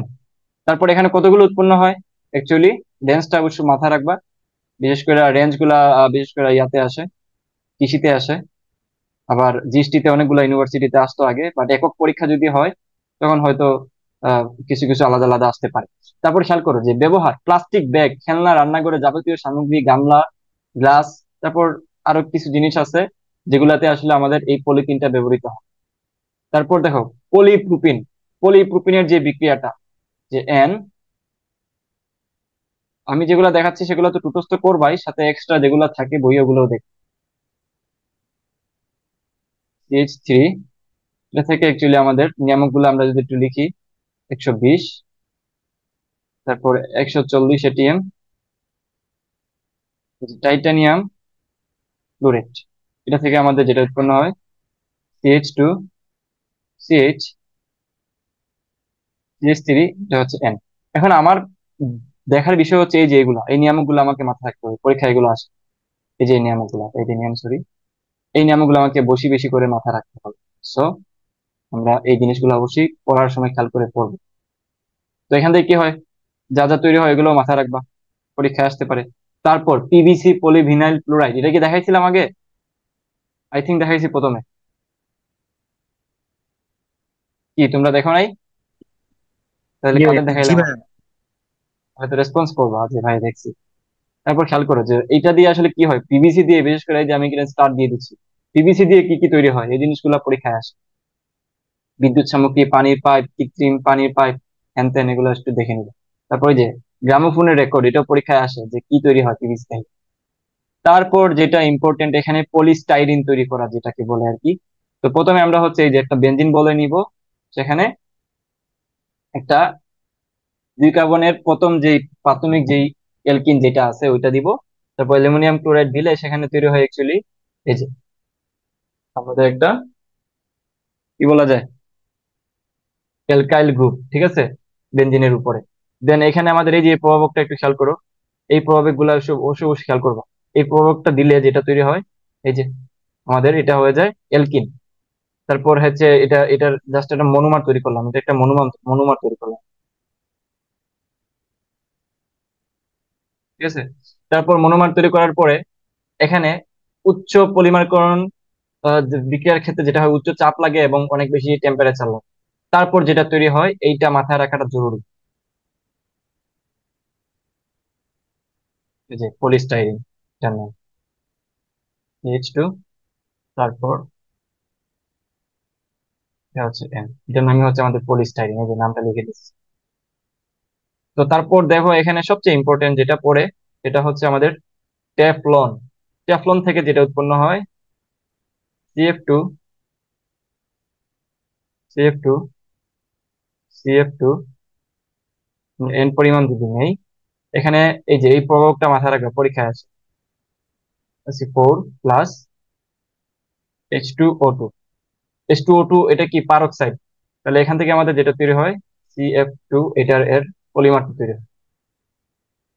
ঠিক আছে, এর নামটা আমার খেয়াল নাই, তোমাদের বিক্রিয়াটা একটু দেখলেই হবে। তারপর দেখো নিচের কোনটা ডেটলের গাঠনিক সংকেত। আচ্ছা, লাস্টের দিকে একটু তোমাদের একটু ইয়া আছে না যে কোনটা ডেটল, তারপর কোনটা প্যারাসিটামল, পড়ছো? হেল্প করছো সবাই? তারপর ডিনামাইট, তারপর বিভিন্ন ধরনের বোমের সংকেত দেওয়া আছে। তোমরা খেয়াল করছো নাকি খেয়ালই করো নাই যারা পড়ছো? তো যারা খেয়াল করছো, আই থিংক তারা বুঝতে পারতেছে আমি কোনগুলোর কথা বলতেছি, ওগুলা মুখস্থ করবে। ওকে, তো বলো তো নিম্নে কোনটা ডেটলের গাঠনিক সংকেত? যারা পড়ছো বা যাদের আইডিয়া আছে একটু বলো তো কোনটা ডেটলের গাঠনিক সংকেত, আইডিয়া আছে? এটা হচ্ছে, ভালো করে দেখা যাবে, এই যে OH, আর নিচের তিনটাতে হচ্ছে এইভাবে মাথায় রাখবা, এই দুইটাতে হচ্ছে আমাদের অ্যালকাইল, আর এটাতে হচ্ছে আমাদের ক্লোরিন। এটাই হচ্ছে আমাদের ডেটল। তারপর লাস্ট কোয়েশ্চেন যেটা, এগুলা যদিও তোমাদের মুখস্থ টাইপের, বাট এগুলা দেওয়ার উদ্দেশ্য হচ্ছে তোমাদেরকে বোঝানো যে এই ধরনের মুখস্থ টাইপের জিনিস পড়া যাবা, এগুলো আমার পড়ানোর কিছু না, এগুলো আমি পড়াইলে প্রায় 1 মাস পড়াইতে পারবো। সো তোমরা যত বেশি এগুলা পড়ে যাবা তত ভালো। যেমন এখানে কি বলছে, জ্বর ও ব্যথা নিবারক ওষুধ রূপে ব্যবহৃত হয় কোনটা? কোনটা ব্যবহৃত হয়? এটা তো সবাই এমনি ভাই জানি, অ্যাসপিরিন। অ্যাসপিরিন। সো পরীক্ষায় আসলে যাতে মাথায় না কাজ করে যে আচ্ছা নেপটালিন নাকি স্যালাইন নাকি কোনটা, এইভাবে না। সো আই থিঙ্ক এটুকুই ছিল, দ্যাটস ওভারঅল। আমি পরবর্তী নোটিশ তোমাদেরকে দিয়ে দিব। আপাতত আমি এখানে ক্লাসটা শেষ করে নিচ্ছি, পরবর্তীতে তোমাদের সাথে দেখা হবে। আমি একটা, মনে করো যে আমরা জানি কি যে তেজস্ক্রিয় পরমাণু থেকে কি বের হয়, তেজস্ক্রিয় পরমাণু থেকে বের হয় হচ্ছে তেজস্ক্রিয় রশ্মি। কি কি আছে বলো তো? আলফা, বিটা, আরেকটা কি? Alpha beta gamma. এই যে আলফা হচ্ছে অ্যাকচুয়ালি আমাদের হিলিয়াম পরমাণু থেকে, হিলিয়াম থেকে আমরা যদি, হিলিয়াম থেকে যদি আমরা মোটামুটি 2টা ইলেকট্রন বের করে ফেলি, তাহলে যে রশ্মির সৃষ্টি হয় সেটা হচ্ছে আমাদের আলফা। তার মানে কোন একটা মৌল থেকে যদি আলফা রশ্মি বিকিরিত হয়, তার মানে তার কি, তার ভর সংখ্যা কমবে কত? 4। আর তার পারমাণবিক সংখ্যা কমবে কত? কত কমবে? কুইক। ভাইয়া 2। 2, হ্যাঁ। ঠিক আছে। তো এই ব্যাপারটা মাথায় থাকতে হবে। আর যদি বিটা কমে, বিটা যদি কমে তাহলে অ্যাকচুয়ালি যেটা হয়, তার ভর সংখ্যা কিছুই হয় না, ভর সংখ্যা সেম থাকে, বাট তার একটা কি, পারমাণবিক সংখ্যা কি হয়, পারমাণবিক সংখ্যা হচ্ছে 1 বেড়ে যায়। এই ব্যাপারটা মাথায় থাকতে হবে। তাহলে এই কোশ্চেনটা একটু দেখো। এই কোশ্চেনটা কি বলছে যে নিচের বিক্রিয়া সম্পর্কিত ওয়াই আসলে কি, আমাদেরকে বের করতে হবে ওয়াই কি এখানে। তো দেখো এখানে কি প্রথমে আছে, প্রথমে হচ্ছে আমাদের ম্যাগনেসিয়াম। বি অ্যান্সার তাহলে ভাইয়া। ম্যাগনেসিয়াম, হ্যাঁ, আনসার বলতে হবে না, খেয়াল করো। ম্যাগনেসিয়াম আছে, তারপর এখান থেকে প্রথমে কি বের হয়েছে, এখান থেকে বের হয়েছে হচ্ছে ভিটা। তাহলে ভিটা বের হয়েছে, তারপর কি বের হয়েছে, তারপর বের হয়েছে হচ্ছে আমাদের আলফা। তাহলে আমরা কি জানি, ভিটা বের হইলে তার হচ্ছে এখান থেকে 4টা কমে যাবে ভর সংখ্যা, আর এখান থেকে কমে যাবে 2। তাহলে অ্যাকচুয়ালি এখানে কি থাকবে বলতো, এখানে থাকবে হচ্ছে 20, আর তার পারমাণবিক সংখ্যা হবে এখানে কত, 10। তাহলে 20 আর 10 এখানে হচ্ছে আমাদের কি থাকবে বলো? 20 আর 10-এর যে হিসাবটা, ধরো তোমার জাস্ট এটাই বলছে বের করতে, তাহলে 20 আর 10 এটা আসলে আমাদের কোন বলো, বলতে পারবো কেউ? 10টা আসলে কি, নিয়ন না? হ্যাঁ নিয়ন, হ্যাঁ। নিয়ন। আচ্ছা, তারপর একটু খেয়াল করো, এখানে একটা কি ভিটা, এই যে সরি, প্রথমে ভিটা বের হয়েছে, আমি প্রথমে আলফা, হ্যাঁ ওকে ওকে সরি, প্রথমে হচ্ছে আমাদের ভিটা বের হয়েছে, সরি। তো বিটা, বিটা বের হলে আমাদের পারমাণবিক সংখ্যা 1 বাড়ে, তাই না? প্রথমে যেহেতু বিটা বের হয়েছে, একটু খেয়াল করো, প্রথমে বিটা বের হয়েছে, তার মানে এখানে 24 থাকবে, আর এখানে হচ্ছে হবে কত, 13। তাহলে এটা হচ্ছে অ্যালুমিনিয়াম অ্যাকচুয়ালি। তারপর এখান থেকে আবার আলফা বের হয়েছে, তখন এখান থেকে আমার 4 কমবে, এখান থেকে আমার 1 কমবে। তার মানে এখানে হচ্ছে আমাদের 20, আর এখানে হবে কত আমার অ্যাকচুয়ালি, এখানে হবে আমার কত, এখানে তো হবে কত অ্যাকচুয়ালি 10। ভাইয়া 10 হলে আমাদের নিয়নই থাকবে, সরি, ওকে, নিয়নই থাকবে। আর এখান থেকে কি হবে, এখান থেকে হচ্ছে আমাদের 20, আর এখান থেকে 1 কমলে আমাদের কি হবে, এখান থেকে 1 কমলে কি হবে বলো, কমবে না বাড়বে? বাড়বে। তো এখানে হচ্ছে 11, তাহলে 11 আসলে কিসে, সোডিয়ামে। তো আনসার হচ্ছে আমাদের বি। এই জিনিসগুলো অবশ্যই খেয়াল করবা, বুঝছো? আচ্ছা, পরে একটু খেয়াল করে যে ক্যান্সারের চিকিৎসার ক্ষেত্রে কোন আইসোটোপ ব্যবহৃত হয়। তো এটা দেওয়ার মানে হচ্ছে তোমরা আইসোটোপ রিলেটেড যা আছে, আইসোটোপ রিলেটেড যা আছে সব পড়ে নিবে। আইসোটোপ রিলেটেড পরীক্ষা অনেক বেশি আসে। যেমন বলো তো, এই কার্বন 14, এটা দিয়ে কি করা হয়, কেউ একজন বলো আমাকে, কার্বন 14 দিয়ে কি করা হয়? পৃথিবীর বয়স নির্ণয়। হ্যাঁ, ভাইয়া যে পৃথিবীর যে বয়স, কোনো, তারপরে প্রত্নতান্ত্রিক নিদর্শনের বয়স হ্যাঁ, নির্ণয় করা হয় ভাইয়া। হ্যাঁ, তাহলে এই জিনিসগুলো অবশ্যই একটু খেয়াল করবা। তো আমি এক, আচ্ছা, তো আমাদের এখানে কোন আইসিটি ব্যবহৃত হয়, যে এটা সবাই জানি, যে কোবাল 60 যেটা আছে আর কি। পরবর্তী একটি কোশ্চেন দেখো, একটি পরমাণুর পঞ্চম শক্তি স্তরে সর্বোচ্চ ইলেকট্রন ধারণ ক্ষমতা কত? বলতো, যদি তার প্রধান শক্তি স্তর যদি এন ভাইয়া হয়, তাহলে 32। ইলেকট্রন ধারণের ক্ষমতা হচ্ছে 2n²। 2n² মানে হচ্ছে 2 × n² মানে কত, n² মানে কত, পঞ্চম শক্তি স্তর, তাই না? তাহলে 50। 25, আর এখানে হচ্ছে কত, 50। এখানে হচ্ছে এটা আনসার কোনটা, এখানে হচ্ছে এটা আনসার, এই যে সিম্পলি হচ্ছে টু এটা, ইন্টু এটা আবার টুয়েলভ সবাই প্লাস সবাই ওয়ান মাথায় রাখবে। হ্যাঁ, তো এখানে এলটা হচ্ছে আমাদের এজিমুথাল বা সহকারী কোয়ান্টাম সংখ্যা, ঠিক আছে? তাহলে সহকারী কোয়ান্টাম সংখ্যা কিভাবে বের করে, সহকারী কোয়ান্টাম সংখ্যা অ্যাকচুয়ালি এন, এন থেকে হচ্ছে এক এক কম থাকে, তাই না? এটা সবাই জানি আমরা। তারপর এখানে খেয়াল করো, 1 angstrom সমান কত, কুইক, 1 angstrom সমান টেন কত, to the power minus ten 10⁻−10 metre. তো এই ধরনের আমি একটা দিছি মানে কি, আমি কি সব দেখাবো না, আমি এটা দিছি মানে হচ্ছে এই রিলেটেড যত কোয়েশ্চেন সব দেখে নিবা। যদি বলে 1 ন্যানোমিটার সমান কত, তাহলে সবাই আমরা জানি 10⁻, কত, 9। 9। -9 মিটার। তো এই জিনিসগুলো অবশ্যই খেয়াল করবো। তারপরে এই যে আমি কিছু থিওরি লিখে রাখছি তোমাদের জন্য, এই থিওরি গুলো অবশ্যই অবশ্যই দেখবো। যেমন এই যে এই জিনিসটা হচ্ছে আমাদের বুর পরমাণু থেকে আমরা এগুলো পাইছি, যেটা আমি দেখাইছি যে আমাদের শোষিত হওয়া এবং বিকিরিত হওয়া ইলেকট্রনের যে তারতম্য আছে, বা যে যে পরিবর্তনটা আছে ইলেকট্রনের এনার্জির, সেই এনার্জিটাই আমাদের কিসে পরিণত হয়, সেই এনার্জিটাই আমাদের অ্যাকচুয়ালি বর্ণালীতে পরিণত হয়। তাহলে এটা হচ্ছে আমাদের এনার্জির যে ইকুয়েশন, আমরা সবাই সেটা জানি। ওকে, এখান থেকে যদি আমরা সূত্রটা একটু দেখি কি হয়, Hc/λ। এখানে সিটা কি বলতো, সিটা হচ্ছে আমাদের আলো বেগ 3 × 10⁻, কত, টেন এইট। টু দি পাওয়ার কত, 8 মিটার পার সেকেন্ড। আচ্ছা, তারপর একটু খেয়াল করো, আমাদের অনেকগুলা তথ্য এখান থেকে জানতে হবে। যেমন একটা, এই যে আমাদের ইলেকট্রন তার পদগুলা থেকে কোন কোনটা থেকে কোনটাতে আসছে এটার উপর নির্ভর করে লাইমেন, ব্লামার, পেস্টেন, ব্রাকেট, ফুন। তাহলে যদি তার এন এর মান যদি 1 হয়, তাহলে এটা কি হবে, কোন সিরিজ হবে, 2 হইলে কোন সিরিজ হবে, 3 হইলে কোন সিরিজ হবে, 4 হইলে, 5 হইলে। তাহলে এই জিনিসটা যদি পরীক্ষা হলে বলে দেয় যে একটা ইলেকট্রন শুরুতে ছিল হচ্ছে মনে করো 10 নম্বর শক্তি স্তরে, তখন বলছে যে লাইমেন সিরিজে আসছে। তার মানে লাইমেন সিরিজে আসছে মানে কি, এন এর মান কত, ওয়ান। এন এর মান কত, লাইমেনে আসছে মানে এন এর মান কত বলো, 1 ভাইয়া, ওয়ান। 1। 1। তাহলে এই জিনিসগুলো একটু রেসপন্স করো, ঠিক আছে? লাইভ ক্লাস যেহেতু, এটা একটু রেসপন্স করো, তাহলে তো রেকর্ড ক্লাসই নিতে পারতাম, তাই না? তাহলে এই এই রিলেটেড জিনিসগুলো অবশ্যই অবশ্যই দেখবা। লাইমেন, ব্লামার, তারপর পেস্টেন, ব্রাকেট, ফুন, এগুলোর ক্ষেত্রে এন এর মান কত হয় আমি তো লিখে দিলাম, সাথে নিজেরা একটু দেখে নিবা। তারপর আমাকে একটু বলো তো, পিন সংখ্যা, অর্থাৎ একটা একটা দেখো, একটা ব্লকের ভিতরে আমাদের এই যে দুইটা ইলেকট্রন থাকে, তাই না? একটা এইদিকে, একটা হচ্ছে এইদিকে। তার মানে একটা হচ্ছে +½ একটা কি, -½ তাহলে এই যে তাদের গুণনের ফলে আসলে বর্ণালী সৃষ্টি হয় কিভাবে, যে একটা ইলেকট্রন উপর থেকে, এই যে আমার ওই এই শক্তি স্তর থেকে যখন উচ্চ শক্তি স্তরে, যখন নিম্ন শক্তি স্তরে আসে, তখন কি হয়, বিকিরিত হয়, তখনই বর্ণালী সৃষ্টি হয়। বাট আমরা বুর পরমাণু থেকে কিংবা রাদারফোর্ড পরমাণু থেকে, যদিও আমরা রাদারফোর্ড থেকে জানি না, বুর থেকে আমরা জানছি কি বর্ণালীটা দেখা যায়।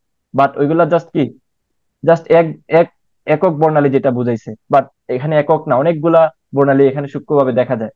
যার এটার পিছনে যে দুইটা রিজন দায়ী, সেটা হলো কি বলতো, কোন দুইটা রিজন দায়ী, একটা হচ্ছে জিমেন প্রভাব, আর একটা কি, স্টার্ক প্রভাব। জিমেন কোন ক্ষেত্রে হয়, চুম্বকের ক্ষেত্রে এই প্রভাবটা পড়ে, যে চুম্বকীয় যে প্রভাব সেটা হচ্ছে জিমেন। আর স্টার্ক কি, কে বলতে পারবা? তড়িৎ ক্ষেত্র স্টার্ক স্থাপন হচ্ছে করলেন।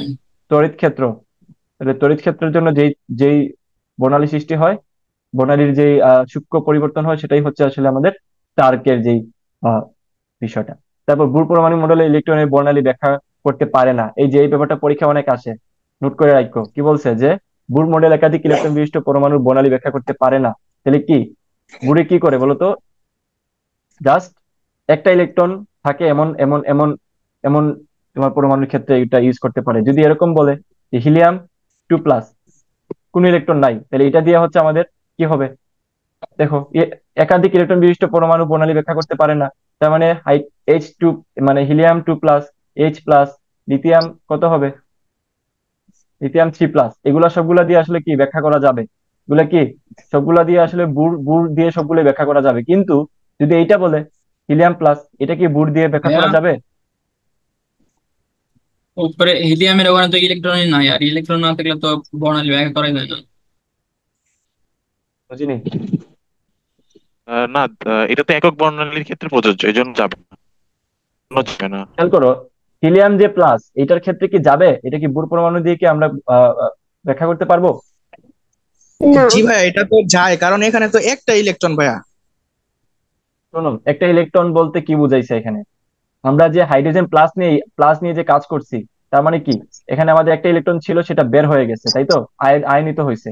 তার মানে তোমার কোনো ইলেকট্রন থাকা যাবে না, সে সেগুলা দিয়ে দিবে।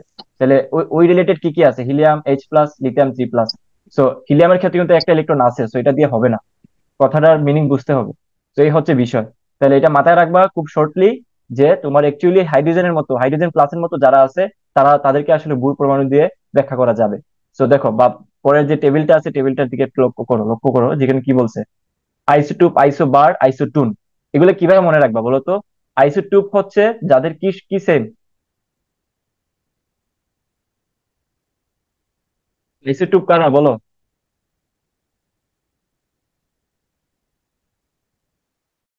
একটু নেটওয়ার্ক প্রবলেম ছিল, হ্যাঁ তোমরা কি শুনতে পাচ্ছ ভাইয়া? হ্যাঁ, শোনা ভাইয়া। যায় জি ভাইয়া, ভাইয়া। শোনা যায়। হ্যাঁ, হ্যাঁ, হ্যাঁ ভাইয়া আমি শোনা আমি যাচ্ছে এখন আমি ক্লিয়ার। আসলে ওই যে নেটওয়ার্ক একটু প্রবলেম করতেছে, যাই হোক। আচ্ছা, দেখো এখন তো ক্লিয়ার নাকি? জি ভাই, ক্লিয়ার। তারপর আমি একটু ডাটা কানেক্ট করে ফেলি, দাঁড়াও। Just just 1 second.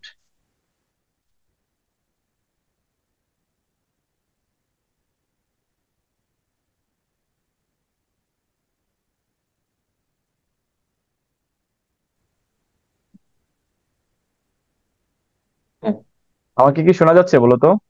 আচ্ছা, ওকে, তাহলে আই থিঙ্ক এখন আর প্রবলেম। ওকে, স্ক্রিন দেখা যাচ্ছে? জি হ্যাঁ ভাইয়া। ভাইয়া দেখা যায় দেখা ভাইয়া। যাচ্ছে। আচ্ছা বলো তো, আইসোটুপ কাদের বলবো? যাদের আসলে প্রোটন সংখ্যা সেম, যাদের প্রোটন সংখ্যা সেম, তারাই হচ্ছে কি আসলে, তারা হচ্ছে আইসোটুপ। আর আইসোবার কারা বলো তো? আইসোবার কারা? যাদের ভর সংখ্যা সমান, ভর ভর তাদের সংখ্যা ভর সমান। সংখ্যা সমান। তাহলে এগুলো মনে রাখবা কিভাবে? দেখো, ভার মানে ভর, টুপ মানে প্রোটন, আর টুন টুন দ্বারা কি বোঝায় বলো তো? নিউট্রন। নিউট্রন ঠিক সংখ্যা আছে, সমান। নিউট্রন সংখ্যা ভাইয়া। সংখ্যা ঠিক সেম। আছে। হ্যাঁ, নিউটন সংখ্যা সেম। তো এই জিনিসগুলো অনেক পরীক্ষায় আসে, এরপরেও তোমরা সবাই সব পরীক্ষায় ভুল করে দিয়ে আসো। তো এটা ভুল করা যাবে না। এইভাবে এখানে কিছু উদাহরণ দেওয়া আছে, এই উদাহরণগুলো মনে রাখবা। আর বিশেষ করে এটা মনে রাখবা, এই যে আমাদের হাইড্রোজেনের ক্ষেত্রে তিনটা আছে, কি কি? পুট্রিয়াম, ডিট্রিয়াম আর ট্রিটিয়াম। এটা অবশ্যই মাথায় রাখবা। ওকে, তারপর এভাবে যদি তোমাদের আইসোটুপ দিয়ে দেয় বা আইসোটুন দিয়ে দেয় বা আইসোবার দিয়ে দেয়, তোমরা কি চিনতে পারবা না সবাই? চিনতে পারবা। এই যে আমি নিচে এখানে একটা সুন্দর মতো তার ব্যাখ্যা বা তার যদি ভুলেও যাও, আমি এখানে নিচে লিখে দেওয়া আছে, তোমরা একটু খেয়াল করে পড়ে নিও। কোন পরমাণুগুলোর সর্ববহিষ্ঠ শক্তি স্তরে একই সংখ্যক ইলেকট্রন বিদ্যমান? আচ্ছা, কোন পরমাণুগুলোর সর্ববহিঃ শক্তি স্তরে একই সংখ্যক ইলেকট্রন বিদ্যমান, এটা কোনটা হইতে পারে? হাইড্রোজেন এবং এটা হিলিয়াম, হচ্ছে জাস্ট, লিথিয়াম। দেখো এটা হচ্ছে লাস্টের আসলে আহ সে শক্তি স্তর আছে, সেটার মধ্যে আসলে তোমার ইলেকট্রন সংখ্যা সেম কিনা সেটা বলছে। তো এটা হচ্ছে তোমাদের টাস্ক থাকলো, এটা সবাই পারবা। সবাই ইলেকট্রন বিন্যাস জানো না? ইলেকট্রন বিন্যাস জানো সবাই? আই জি থিঙ্ক ভাইয়া। হ্যাঁ অবশ্যই ভাইয়া। সবাই জানো। তাহলে এটা টাস্ক থাকলো, আমাকে তোমরা করে অবশ্যই গ্রুপে জানাবা। পরেরটা দেখো, জাল টাকা শনাক্তকরণে কোন তড়িৎ চুম্বকীয় রশ্মি ব্যবহৃত হয়? কোনটা ব্যবহৃত ইউভি। হয়? ইউভি। তাহলে ইউভি এইটা রশ্মি। দেওয়ার উদ্দেশ্য কি ভাইয়া? এটা তো আমরাও পারি, তাহলে এটা এটা তো আমরা জানি ভাইয়া, বই থেকে পড়তে পারি। এটা দেওয়ার উদ্দেশ্য হচ্ছে এই টাইপের এই টাইপের অনেকগুলো থিওরি আছে যে কোন ক্ষেত্রে কি হয়। আইআর আছে না, যে চিকিৎসা ক্ষেত্রে ব্যবহৃত হয়, হুম। চিকিৎসা ক্ষেত্রে। তাহলে তোমাদেরকে এটা একটা মনে করে দেওয়া যে চিকিৎসা ক্ষেত্রে আইআর ব্যবহৃত হয়। ওইখানে আরো অনেকগুলো আছে, যে মিডল আইআর, তারপর ফুল আইআর, এই ধরনের অনেক কিছু আছে। তো ওই জিনিসগুলো অবশ্যই অবশ্যই পড়ে নিবা, নিজেরা নিজেরা পড়ে নিবা, মুখস্থ করে নিবা। আচ্ছা, পরে দেখো পটাশিয়ামের সর্বশেষ ইলেকট্রনে প্রবেশ করে কোনটাতে পটাশিয়ামের ক্ষেত্রে, বলো তো? পটাশিয়ামের কত? 19। ফোরেস। ঠিক আছে, ফোরেস। 1:2:2। এই জিনিসগুলো এইভাবে খেয়াল করবা যে এটা তো জাস্ট একটা ইজি একটা আসছে, তাই না? যদি এখন বলে ভ্যানাডিয়ামের ক্ষেত্রে, কিংবা যদি বলে যে এরকম একটা বড় একটা তোমাদের যেটার ইলেকট্রন বিন্যাস বা তার পারমাণবিক সংখ্যা 80 দিয়ে দেয়, তখন কি করবা? দেখো, 1:2:2p6, 3:3p6। 3p6 পর্যন্ত আসলে কত বলো তো? 18টা। 3p6 পর্যন্ত কত? এই যে 1:2 থেকে 3p6 পর্যন্ত কত? 18টা। এটা মুখস্থ করে নিবা সবাই, যাতে এটা লিখতে না হয়। তাহলে বাকি থাকে আর্গন। কি? 4s। তাহলে ঢুকবে কোন জায়গায় যায়? 4s এ। বুঝতে পারছি সবাই? আচ্ছা, জি ভাইয়া। ওকে। হাইড্রোজেনে আইসোটোপ নয় কোনটা? না, এই যে যদি এই তিনটার মধ্যে যদি একটাও মাথায় না থাকে, তাহলে এখানে ধরা খাবা। দেখো, তিনটা দেখে কিন্তু আমাদের কিন্তু মনে হয় যে তিনটাই হবে আইসোটোপ। হাইড্রোজেন আইসোটোপ কোনটা নয় বলো তো? কি ছিল? প্রোটিয়াম, ডিউডিয়াম। ডিউটেরিয়াম আর ট্রিটিয়াম। তাহলে এখানে কোনটা না ডি। বলো তো? এই যে ডি হবে কেন? বি। ডিউডিয়াম ভাইয়া, ওটা ডিউডিয়াম। ডি দেখছো? হবে ডিওডোনাম। হ্যাঁ, তো বুঝতে পারছো তো যে কোন জায়গায় কনফিউশনটা তৈরি হয়? এইটা আর এইটা তোমার মাথায় থাকবে, পরীক্ষা হলে মনে হবে আচ্ছা আমি এটা পড়ছি না এইটা পড়ছি, এরকম মনে হয় না? ভাইয়া। আচ্ছা, তো এটা দেওয়ার উদ্দেশ্য হচ্ছে এইটাই যে ভাইয়া কোনো কিছু আসলে তোমার বাদ দেওয়া যাওয়া উচিত না, প্রত্যেকটা জিনিস দেখে যাবা। পরে একটু খেয়াল করো, অনেকগুলা নীতি আছে আমাদের। কি কি নীতি বলো তো? আবহাওয়া নীতি। তারপর আর কি নীতি আছে? আবহাওয়া নীতি কি বলছিল? আবহাওয়া নীতি বলছে যে যেটাতে আগে আসলে শক্তি কম সেটাতে ইলেকট্রন আগে ঢুকবে।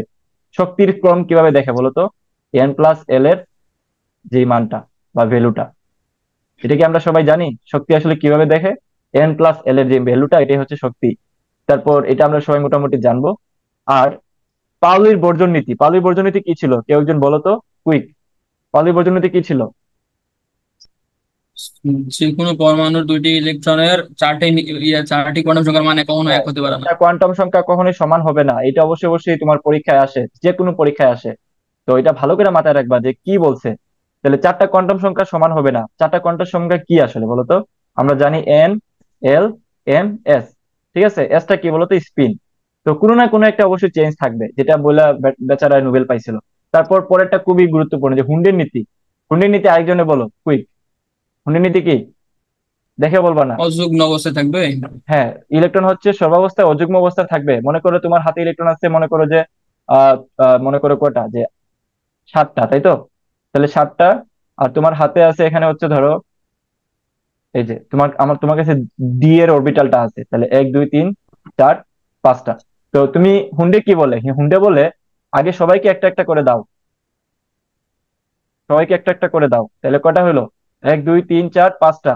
বাকি থাকে কয়টা? বাকি যেগুলো থাকে তারপর একটা একটা করে পূরণ করে আসো। 5 6 7। তাহলে সব অবস্থায় কি এই তিনটা কি অযুগ্ম অবস্থায় থাকলো না? তাহলে এইভাবে চিন্তা করতে হবে। বুঝছি সবাই? আচ্ছা, নাইট্রেট অ্যানায়নের কয়টি ইলেকট্রন রয়েছে বলো তো? নাইট্রেট অ্যানায়নের আগে জানতে হবে 32টা। নাইট্রেট অ্যানায়ন কি। NO3-1। 32। ঠিক আছে, তাহলে এখানে অ্যাকচুয়ালি কয়টা দেখো কিভাবে বের করবে। এখানে তো একটা দিছে, তাই না? মুখস্থ করলে হবে না, কিভাবে বের করতে হয় সেটাও শিখতে হবে। বাকিগুলো দেখবে যে নাইট্রোজেনের হচ্ছে 7টা, অক্সিজেনের আছে কয়টা? 8টা। 24। তাহলে 3 8 24 প্লাস হচ্ছে একটা ইলেকট্রন এক্সট্রা আছে। তাহলে কত হয় বলো তো? 3 8 24 আর 7 আর 6 কত হয়? 43। 32।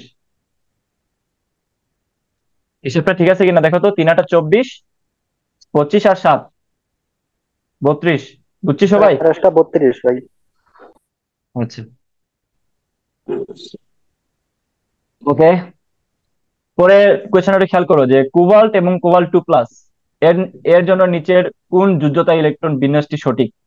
কোনটা সঠিক বলো তো? কোবাল্ট আর কোবাল্ট 2+, বলো বলো। ফার্স্ট, আমি শুনতে পাচ্ছি না, তোমরা কেউ একজন বলো। এটা হচ্ছে ডি। হ্যাঁ ডি, গুড। দেখে বোঝা যায় যে আনসার হচ্ছে ডি। ওকে, সবাই একটু পার্টিসিপেট করো, ঠিক আছে? আমি তো দেখতে পাচ্ছি 25 জনের মতো আছো। তো 25 জনের মধ্যে দুই একজনের একটু পার্টিসিপেট করো, তাই না? লাইভ ক্লাস তো। আচ্ছা, তারপর কি বলছে যে এই অ্যানায়নের ক্ষেত্রে ইলেকট্রন সংখ্যা কয়টা, এটা কি পারবা? 10। কত? 10টা। গুড। 10টা। পরেরটাটি খেয়াল। হ্যাঁ, পরমাণুস্থ কোন ইলেকট্রনের জন্য কোয়ান্টাম সংখ্যা কোন সেটটি সম্ভব নয়? কোনটা সম্ভব নয়?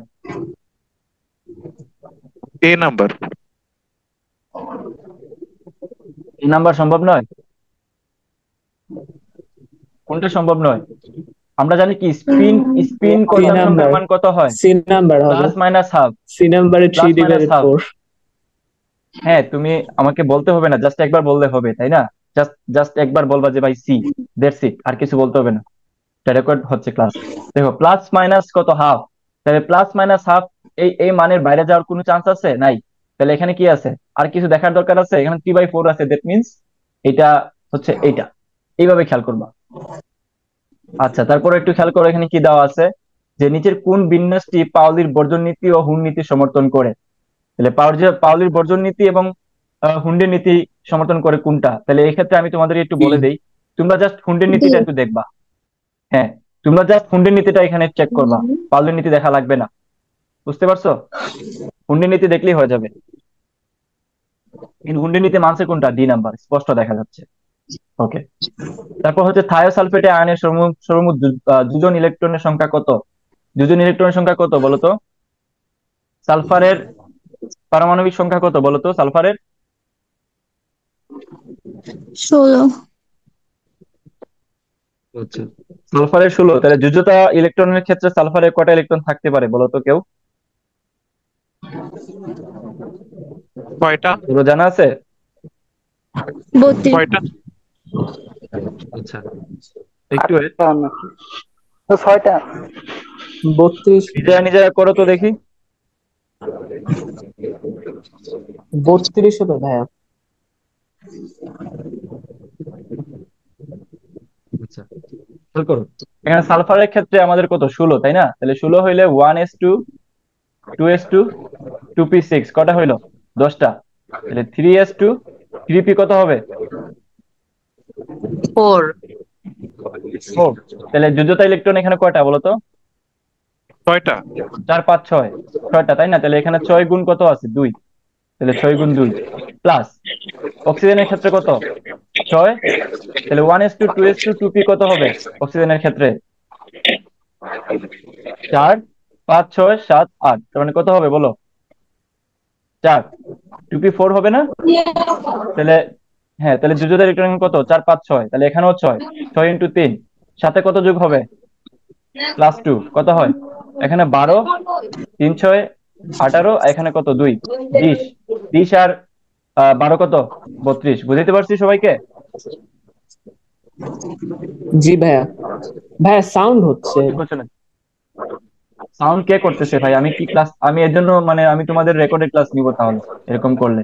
পিয়াল সাহা, কণিকা সরকার। আচ্ছা, নিচের কোন অরবিটালে ইলেকট্রন আগে প্রবেশ করে? কোনটাতে আগে প্রবেশ করে বলো? আরিয়া, ফোরে। ভাইয়া 4, n প্লাস এল এর মান যেটার 4 কম ভাইয়া। সেটাতেই আসলে দেখবে। তাহলে এফ এর ক্ষেত্রে এল এর মান কত?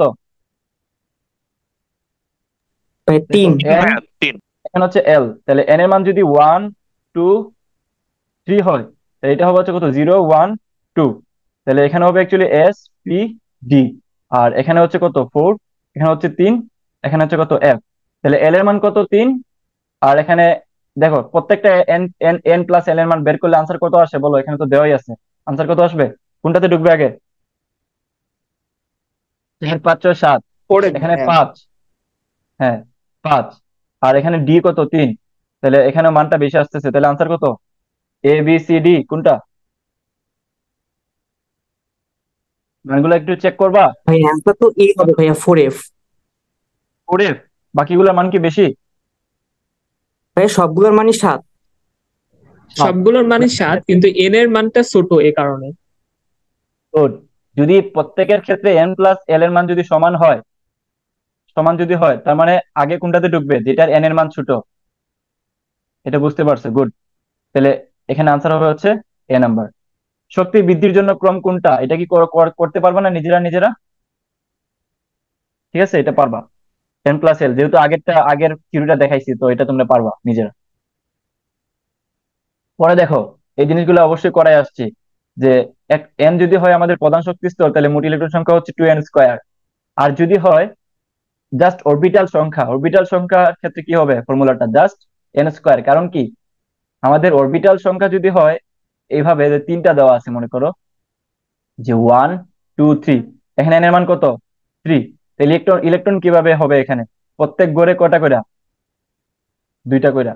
ঠিক আছে, তাহলে আমাদের n এর মান এখানে হবে হচ্ছে অ্যাকচুয়ালি 2n², এইভাবে করতে হয়। আর যদি অরবিটালের কথা বলে, তার মানে শুধুমাত্র n²। এটা হচ্ছে আনসার।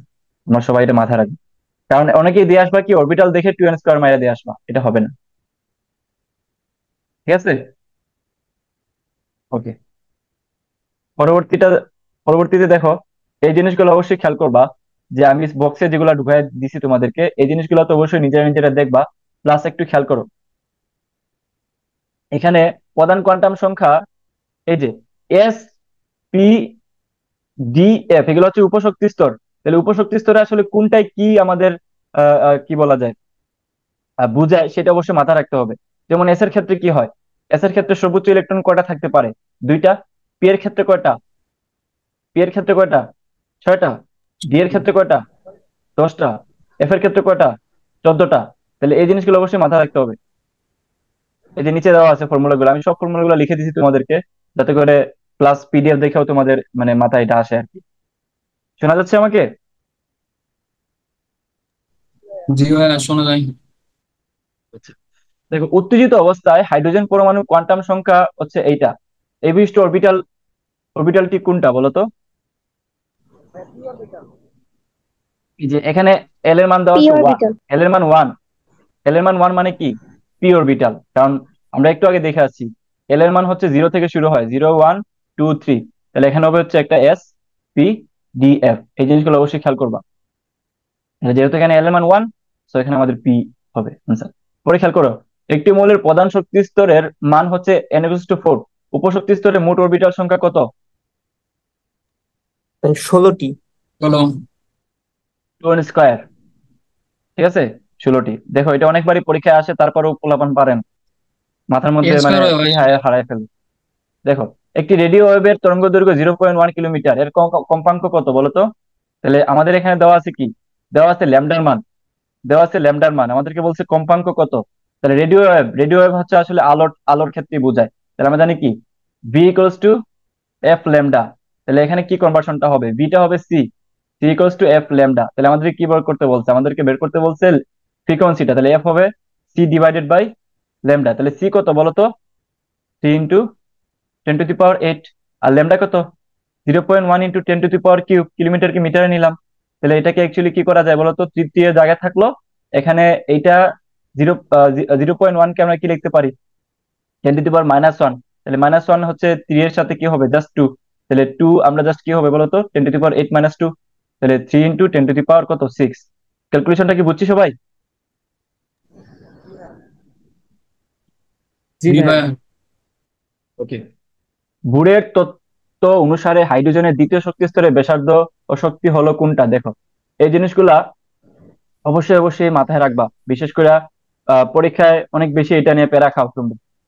তো এই প্রবলেমটা অনেকভাবে সলভ করা যায়। তারপরে এভাবে মাথায় রাখবা যে আমাদের যদি হাইড্রোজেনের ক্ষেত্রে তার প্রথম ব্যাসার্ধের মান আমাদের সবার মুখস্থ থাকা উচিত, 0.53 কত, 531 অ্যাংস্ট্রম। এটা হচ্ছে প্রথমটা। তাহলে প্রথমটা যদি জানি, তাহলে আমাদেরকে যদি বলে এন তমটা বের করো, তাহলে কিভাবে বের করবা বলো, n² এন স্কয়ার। × r1। তাহলে এইটা আমাদের সবার মাথায় থাকা উচিত। তো আমরা যদি প্রথমটা জানি, এন এর মান যত বলবে আমরা বের করে ফেলতে পারবো। যদি বলে এনার্জি কিভাবে বের করবা, এনার্জি প্রথমটা আমরা জানি কত, 2.18 ইন্টু কত, 10⁻, কত, E1/n স্কয়ার। 10⁻, কত মানটা কত মনে আছে? আচ্ছা, এইভাবে যদি মনে না রাখো, তাহলে আমরা এটা 18 জানি কত, -13 পয়েন্ট কত, 6 10⁻18 মাইনাস -13.6, তাহলে এটা যদি আমাদের n তমটা বের করতে বলে তাহলে কিভাবে বের করবো বলো? E1 divided by n square, এই হচ্ছে আমাদের ফর্মুলা। তো এগুলো আমরা ইউজ করে এটা বের করে ফেলবো। আই থিঙ্ক এটা তোমরা সবাই পারবা। তারপরে খেয়াল করো, আমরা দ্রাব্যতার গুণফল এই ব্যাপারগুলো অবশ্যই খেয়াল করবা পরীক্ষায়, বাট এমসিকিউর ক্ষেত্রে এত কঠিন ভাবে আসে না। আমি তোমাদের যেগুলো দেখাবো ওইগুলো জাস্ট দেখে ফেলবা, এনাফ হবে। দেখো, ক্যালসিয়াম ফ্লুরাইড দ্রাব্যতা হচ্ছে এত দেওয়া আছে, তাহলে কেএসপি কত? তাহলে ক্যালসিয়ামের ক্ষেত্রে একটু খেয়াল করো, এটাকে আমরা ভাঙায় লিখবো কি? দেখো ভাঙায় কি লেখা যায়, ভাঙায় লেখা যায় ক্যালসিয়াম 2+ আর ফ্লুরিন 2 ফ্লুরিন মাইনাস, তাই তো? তাহলে এখানে যদি আমরা এইটার ঘনমাত্রা যদি এস ধরি, তাহলে এটা এস আর এটা কি হবে? 2s। বুঝতে পারছি জিনিসটা? এটা এস, এটা হচ্ছে 2s। তাহলে আমাদের যদি কেএসপি বের করতে বলে, তাহলে কেএসপি কিভাবে বের করে? ঘনমাত্রা ক্যালসিয়াম 2+ ইন্টু ঘনমাত্রা ফ্লুরিন। এখন আমাকে বলো যেটা সহগ অবস্থায় আছে সেটা কি হবে? সেটা ঘাত হবে, স্কয়ার। তাহলে এখানে কি আছে? তোমরা কি শুনতে পাচ্ছ আমাকে? জি ভাইয়া। আচ্ছা, তাহলে এখানে কি হবে? এখানে হবে হচ্ছে এস, আর এখানে কি হবে বলো তো? 2s whole square. তাহলে আলটিমেট এখানে মান কত আসতেছে? 4s cube. ঠিক আছে, সো আমাদেরকে এখন কেএসপি বের করতে বলছে, যে এখানে দ্রাব্যতা এস দেওয়া আছে, তাহলে এই মানটা কি আমরা বের করতে পারবো? 4 দেওয়া আছে, তাহলে এস কিউব, এস এর মান কত? 2 × 10⁻⁻4। তাহলে এখন বলো পড়ে আছে কত? কিউব। কিউব থাকলে এখানে কি হবে বলো? 2 এর উপরে কিউব কত মানে? 2 এর উপরে কিউব মানে কত? 8। তাহলে 8 আর 4 কত? 4 টা 32 না? তাহলে 32 ইন্টু কত? 10⁻3 × 4 = 12। এটা হচ্ছে আমাদের জাস্ট নর্মাল আনসার। এখন আমাকে বলো এখানে কি দেওয়া আছে, এখানে আনসার কোনটা হবে? জাস্ট জাস্ট আমাকে বলো আনসার কোনটা হবে? এটা হবে? বি নম্বর হবে? কখনোই না। দেখো 3.2 ইন্টু 10⁻⁻ কত হবে? যেহেতু আমরা পয়েন্ট আনছি এইদিকে, একটা পয়েন্ট যেহেতু এখানে আনছি, তার মানে এখানে একটা 10 ওইদিকে যাবে, তার মানে এখানে কত হবে? 10⁻⁻ কত? 11। তাহলে 3.2 ইন্টু 10⁻11। বুঝতে পারছি? কনফিউশন যাতে না হয়, জি বুঝতে ভাইয়া। পারছি ক্যালকুলেশনটা? জি ভাইয়া। আচ্ছা, ওকে। 5টি আয়ন উৎপন্ন হয় এরূপ দ্রব যেমন হচ্ছে এইটা, তাহলে দ্রাব্যতার গুণফল কত? তাহলে সেম দ্রাব্যতার গুণফল, এটা একটা কঠিন প্রবলেম, পরীক্ষায় অনেক বেশি আসার মতো। এটা আমি তোমাদেরকে দেখাবো, দেখার পরে 10 মিনিট ব্রেক, 108 ব্রেক পরে আরো কয়েক, 5। আচ্ছা আমাদের কি বলা যায়, 10 মিনিট ব্রেক লাগবে না মনে হয়। প্রবলেম যেটা আছে ওইটা একটু খেয়াল করো। এখানে কি আছে? এটা কি অনেকটা এরকম না? একটু খেয়াল করো তো, x3 y2 এরকম না? বোঝা যায়? জি ভাইয়া। তাহলে এইটাকে আমরা যদি একটু ভাঙাই তাহলে কি হবে বলো? এটা হবে অ্যাকচুয়ালি y2 + 3 প্লাস কি হবে? 2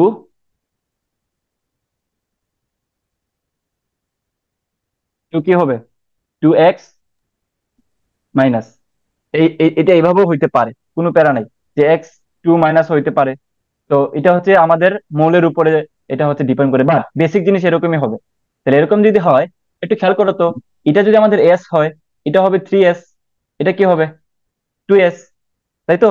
তাহলে এখন আমরা এটার সাথে যদি এটা মেলাই, তাহলে কি আছে? ক্যালসিয়াম PO4, এখানে আছে 2। তাহলে এখান থেকে আমরা যদি এটাকে যদি আমরা একটু ভাঙি তাহলে কি হবে বলতো? ভাঙলে হবে 2 ক্যালসিয়াম কত হবে? 3 প্লাস PO4 মাইনাস এখানে কত? 3। এটা এভাবেও হইতে পারে। এখন একটু খেয়াল করো, ক্যালসিয়াম এখানে কি 2 3 - হবে? 2 প্লাস হয় না? 3 - হবে? দেখো ক্যালসিয়াম কি 2 প্লাস।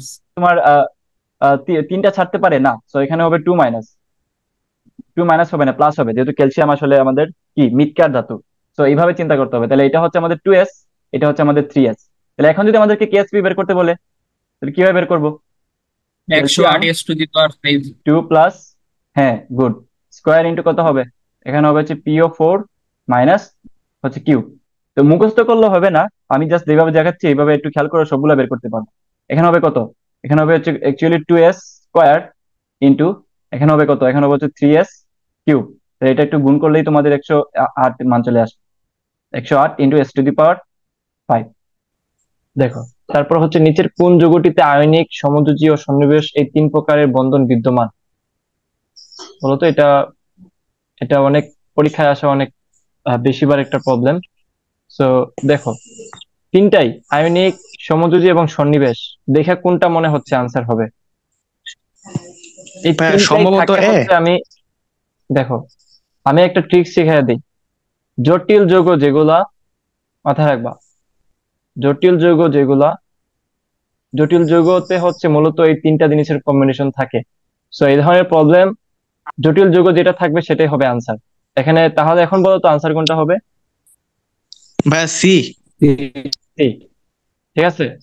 তো খেয়াল করো, সব সময় মাথায় রাখবা, এটাই হচ্ছে শর্টকাট, যে যদি তোমার এরকম তিনটাই থাকার কথা বলে তাহলে অ্যাকচুয়ালি জটিল যৌগটাই হচ্ছে আনসার, পাই বন্ধন। পাই বন্ধন।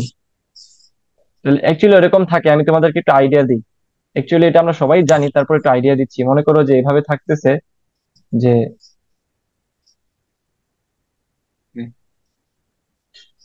তারপর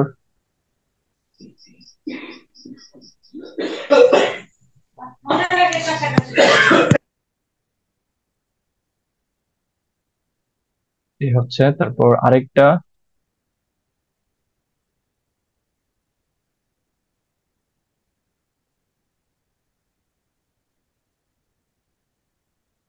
এই। তো এখন বলো তো, এই যে সামনে যেটা মুখোমুখি যেটা বা যেটা হয়েছে, এটা এটা কোন ধরনের বন্ধন? এটা কোন ধরনের বন্ধন? এটা সিগমা। হচ্ছে আমাদের সিগমা। সিগমা বন্ধন। আর এই যে পাশাপাশি যেটা, এই যে এভাবে যেটা পাই বন্ধন। পাশাপাশি যেটা হয়, এটা হচ্ছে আমাদের পাই বন্ধন। তো এই জন্য সবসময় মাথায় রাখবা যে কখনোই ধরো এস পি, তারপর ধরো এস এস, তারপর ধরো পি,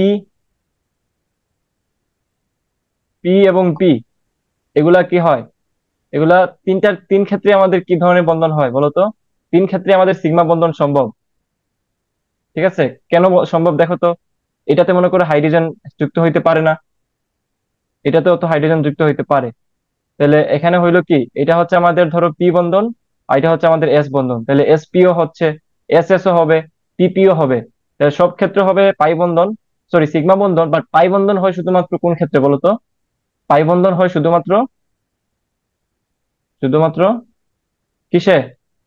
পি, পি ব্লকে বা পি শক্তি স্তরে।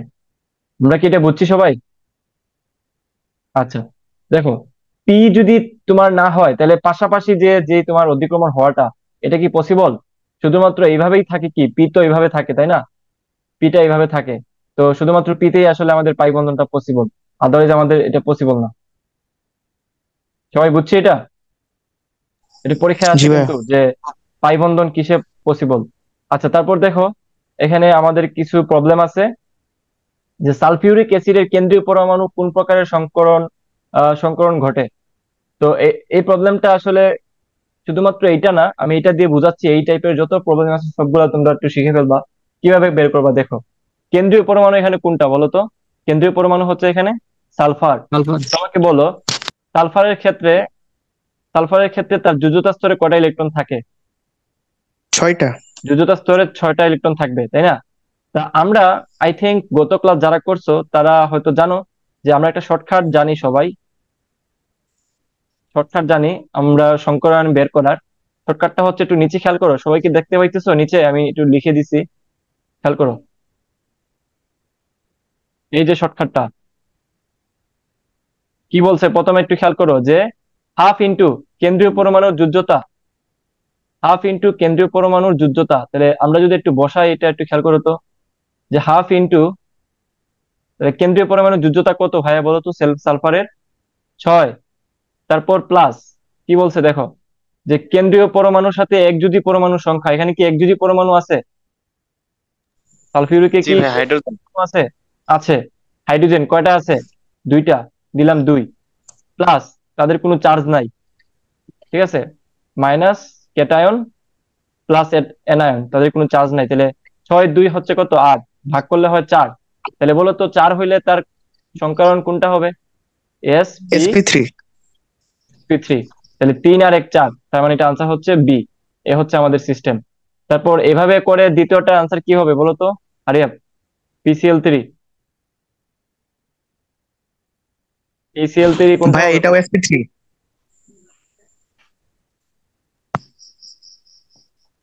ওকে, তাহলে এটাও বি। sp3 কিভাবে হয় দেখো। এখানে এখানে হচ্ছে আমাদের একযোজী পরমাণু সংখ্যা হচ্ছে কয়টা? 3টা। আর ফসফরাসের ক্ষেত্রে কত হয়? যোজক স্তরে 5। তাহলে 5 আর 2 কত? 8 ডিভাইডেড বাই 2 কত হয়? 4। তাহলে আনসার হচ্ছে ওই আগের মতোই বি। সবাই বুঝছি শর্টকাটটা? শুনো, একটা ক্লাস দেখে যদি তুমি একটা শর্টকাটও ভালো মতো শিখো, এটাও তোমার জন্য অনেক বেশি লাভ হবে। সবাই কি শর্টকাটটা বুঝছি? জি ভাইয়া বুঝছি। আচ্ছা, ওকে। sp3 হাইব্রিডাইজেশনে কয়টি sp3 হাইব্রিড অরবিটাল উৎপন্ন হয়? কয়টি হাইব্রিড অরবিটাল উৎপন্ন হয় দেখো তো। 4। sp3, তাই না? তাহলে এইটা কিভাবে বের করবা? এটা শর্টকাটটা হচ্ছে, খেয়াল করো, এখানে পি এর উপরে কত ঘাতগুলো হিসাব করবা।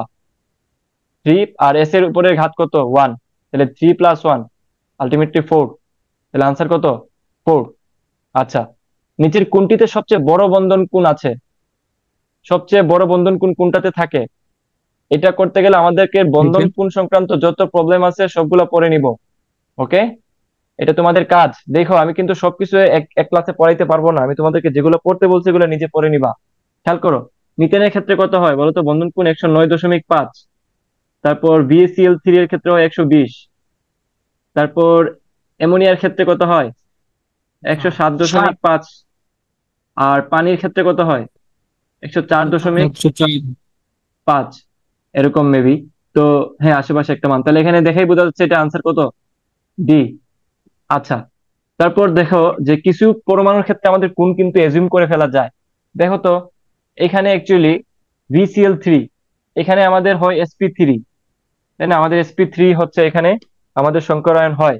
তাহলে sp3 সংকরায়ন হইলে একটু খেয়াল করো, এই ধরনের যেগুলো থাকে এগুলোর ক্ষেত্রে দেখেই বোঝা যায় যে এখানে 120 ডিগ্রি কোণ হবে, Cl3। তাহলে আমরা এক এক দ্বিতীয় কোণ সমান হচ্ছে 360 ডিভাইডেড বাই হচ্ছে 3, তার মানে হচ্ছে কত? 120।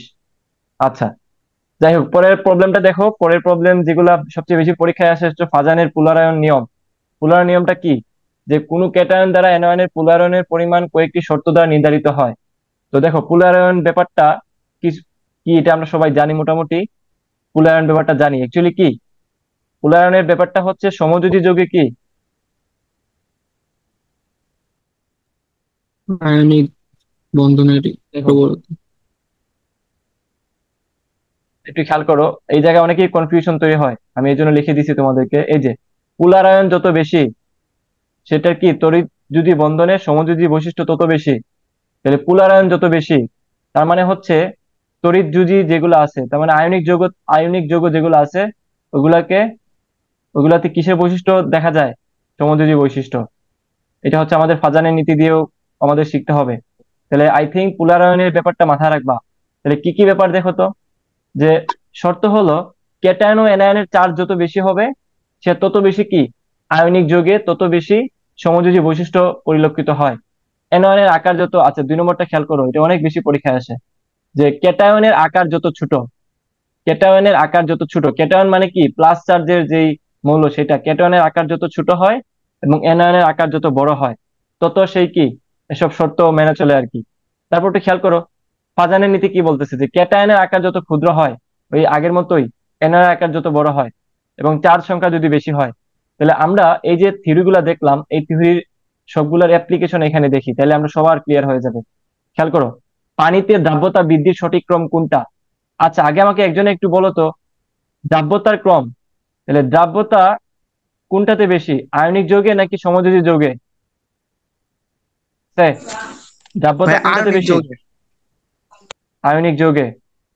তাহলে আয়নিক যৌগে যদি হ্যাঁ, তাহলে আয়নিক যৌগে যদি দ্রাব্যতা বেশি হয়, তার মানে আমার এই ক্রমটা হওয়া লাগবে, এই ক্রমটা হওয়া লাগবে কি আয়নিকের যে ঊর্ধ্বক্রমটা, তার মানে যেটা আয়নিক আয়ন যেটা যত বেশি আয়নিক সেটা সবার প্রথমে থাকবে। তার মানে বেশি আয়নিক থেকে কম আয়নিকের দিকে আমাদের ক্রমটা কমে আসবে। তাহলে একটু বলো তো, একটু খেয়াল করো, এখানে একটু খেয়াল করো যে আহ সবগুলোতে আমরা দেখতেছি কি, সবগুলোতে দেখতেছি আমাদের যে এনায়নটা কি সবগুলাতে কি সেম না? তাহলে অ্যানায়ন যদি সবগুলোতে সেম হয় তাহলে আমাদের কাজ আরো ইজি হয়ে আসলো। আমাদের এখানে কি কি আছে? সিজিয়াম আছে, পটাশিয়াম আছে, রুবিয়াম আছে, আর কি আছে? আর তো কিছু নাই, তাই না? এই তিনটা আছে। তাহলে তিনটার ক্ষেত্রে আমাকে বলো তো, এগুলা কি? সবগুলা ক্যাটায়ন না অ্যানায়ন? এগুলো সবগুলো হচ্ছে ক্যাটায়ন। তাহলে আমরা জানি কি আয়নিক যৌগে হচ্ছে দাব্যতা বেশি হয়। তাহলে এইদিকে আমরা একটা জিনিস শিখে আসছি যে ফাজানের নীতি বলতেছে কি, যেটার হচ্ছে ক্যাটায়ন আকার ছোট হবে সে তত বেশি কি হবে, সমযোজী হবে। বাট আমরা জানি কি সমযোজী যৌগে হচ্ছে দাব্যতা কম হয়। বাট আমাদের এখানে বলছে সঠিক ক্রম মানে কি, দাব্যতা বেশি হবে যেগুলাতে। তার মানে ফাজানের নীতির উল্টাটা যেটা মানবে সেটাই হচ্ছে এখানে আনসার। আমরা সেটা বুঝতে পারছি সবাই? আই থিঙ্ক বুঝতে পারতেছি। জি দেখো, ভাইয়া। তার মানে, হ্যাঁ, তার মানে এখন আমরা দেখি তো, ফাজানে বলতেছে যার ক্যাটায়নের আকার যেটা ক্ষুদ্র হবে, তার মানে আমাদের উল্টা জিনিস যাইতে হবে, যার আকার বড় হবে সেটাই হবে আনসার। তাহলে এখানে সবচেয়ে বড় কি বলতো? রিনাকে রুবি সেচে সিজিয়াম। ফেলে, সবাই এটা দেখছিলাম। তার মানে তাহলে সিজিয়াম পরে কি বড়, তারপর পটাশিয়াম। এটা থেকে রুবিডিয়াম। একটু বড় হচ্ছে এটা, তারপর হচ্ছে পটাশিয়াম। তাহলে আমাদের আনসার কোনটা হবে বলো তো সবাই? আনসার হবে ভাইয়া বি। অ্যাকচুয়ালি, দেখো, এই যে আনসার হবে আমাদের এটা।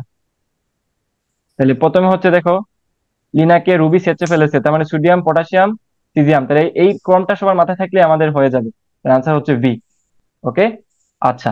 এই ধরনের প্রবলেম পরীক্ষা সবসময় আসে, তারপরে আমি যেভাবে দেখাই দিছি এইভাবে করলে কারোরই ভুল হবে না। আচ্ছা, তারপর খেয়াল করো যে এইটার ক্ষেত্রে ক্রোমিয়ামের জারণ সংখ্যা কত, এইটাতে অনেকের প্রবলেম হয়, অনেকের। তো তোমরা নিজেরা নিজেরা একটু করো সবাই, আমি করে দিচ্ছি। ঠিক আছে, তোমরা একটু পোজ করে নিজেরা করো, দেন মিলাই নিও। খেয়াল করো এখানে আমাদেরকে কি বলছে যে ক্রোমিয়ামের জারণ সংখ্যা আমরা জানি না, ধরে নিলাম যেটার জানি না সেটা হচ্ছে কি ধরবো আমরা, এক্স। তাহলে এক্স দিলাম, এক্স প্লাস পানির ক্ষেত্রে বলো একটা সম্পূর্ণ যে মৌল বা যৌগ সেটার সবসময় চার্জ সংখ্যা কি হয় ভাইয়া বলো তো? চার্জ সংখ্যা কি শূন্য। হয়? জিরো। জিরো তার মানে 0 × কত, 4। পানির ক্ষেত্রে 0 হবে, 0 × 4। বাট এখানে ক্লোরিন আছে, ক্লোরিনের ক্ষেত্রে তার জারণ সংখ্যা কত, -1 × 2 প্লাস -1 হ্যাঁ, ব্রোমিনের ক্ষেত্রে কি হবে, আবার -1, তাই না? -1 তারপর ব্রোমিনের ক্ষেত্রে এখানে -1 হবে। ব্রোমিনের ক্ষেত্রে কি হবে, -1 নাকি +1? কেউ একজন বলো তো। -1। আচ্ছা, তোমরা নিজেরা একটু করো, আমি তোমাদেরকে একটু সময় দিচ্ছি, কেউ কথা বলো না, আমি জিজ্ঞেস করে নিব।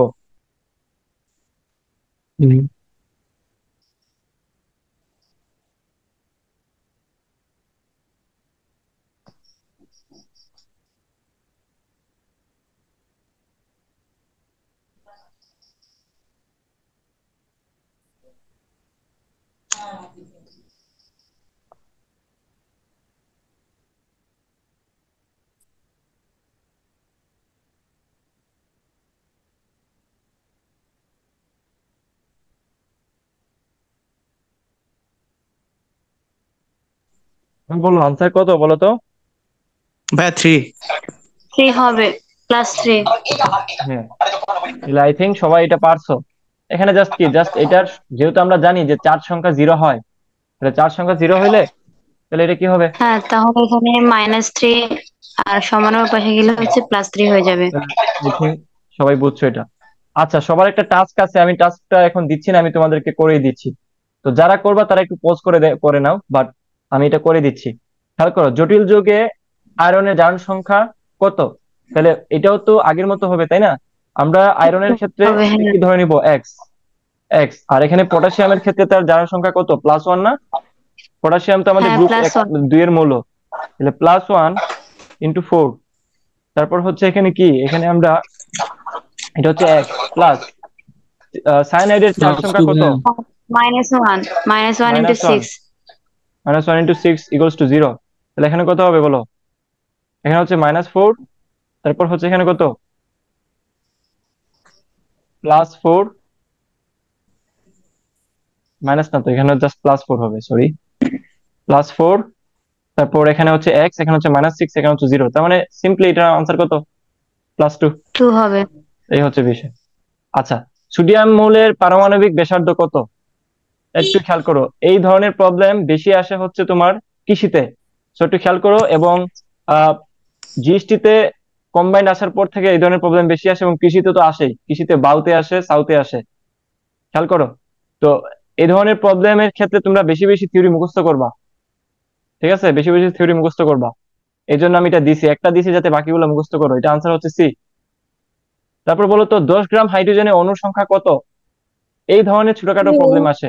তাহলে তাহলে 10 গ্রাম হাইড্রোজেন, তাহলে এখানে আমাকে বলো তো অণুর সংখ্যা কত? তাহলে আমরা এই ধরনের প্রবলেম সলভ করার ক্ষেত্রে মাথায় রাখবো অলওয়েজ এন সমান আমরা কি জানি বলো তো? আমরা এন সমান জানি হচ্ছে N by N A equals to আমরা জানি ডাব্লিউ বাই এম, আমরা জানি হচ্ছে ভি বাই 22.4, এটা হচ্ছে লিটারে, আমরা জানি হচ্ছে ভিএস। এই জিনিসগুলো আমরা জানি। এখন আমার কোনটা লাগতেছে দেখো, 10 গ্রাম মানে ডাব্লিউ এর মান দেওয়া আছে, আবার এম এর মান আমরা জানি, হাইড্রোজেনের পারমাণবিক আণবিক সংখ্যা হচ্ছে 2। তাহলে আবার এখানে বলছে কি যে অণুর সংখ্যা, তার মানে এখানে অ্যাভোগাড্রো সংখ্যা ব্যাপারটা অবশ্যই উল্লেখ আছে। তার মানে আমরা এই প্রথম দুইটা নিলে আমাদের হয়ে যাচ্ছে। তাহলে খেয়াল করো N by N A close to W by M, মানে 10 ডিভাইডেড বাই কত 2। ঠিক আছে, আমরা বুঝছি এটা সবাই? আই থিঙ্ক বুঝছি। তাহলে এটা হচ্ছে 5, আর এন যদি এদিকে থাকে হবে 5 ইন্টু কত এন এ। তাহলে আমাকে বলো তো 5 ইন্টু এন এ মানে কত? 6.02 ইন্টু 10 টু দি পাওয়ার কত 23। তাহলে 5 6 হচ্ছে 30, 30 মানে 3 এর কাছাকাছি মান থাকবে, আর 10 টু দি পাওয়ার 23, আর ওইদিকে 30 এর একটা শূন্য দিকে নিয়ে আসলে হবে 10 টু দি পাওয়ার 24। তাহলে আনসার হচ্ছে এ। আচ্ছা, তারপর খেয়াল করো যে এই যে দুইটা যৌগ দেওয়া আছে, এই দুইটার ক্ষেত্রে সালফারের জারণ সংখ্যা কত? এইটা তোমাদের টাস্ক থাকলো, তোমরা 30 সেকেন্ড সময় থাকলো, তোমরা এটা করো সবাই। 30 সেকেন্ড সময় থাকলো, সবাই করো।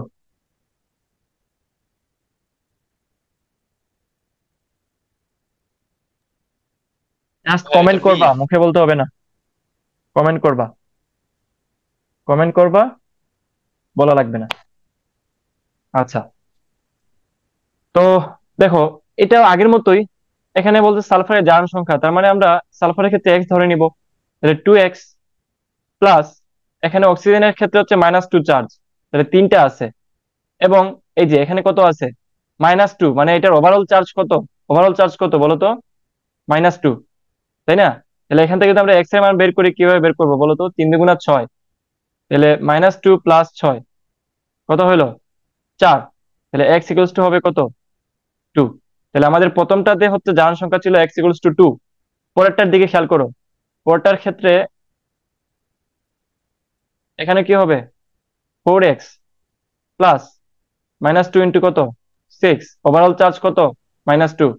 তাহলে এদিকে হবে হচ্ছে 4x -12 ইকুয়ালস টু -2।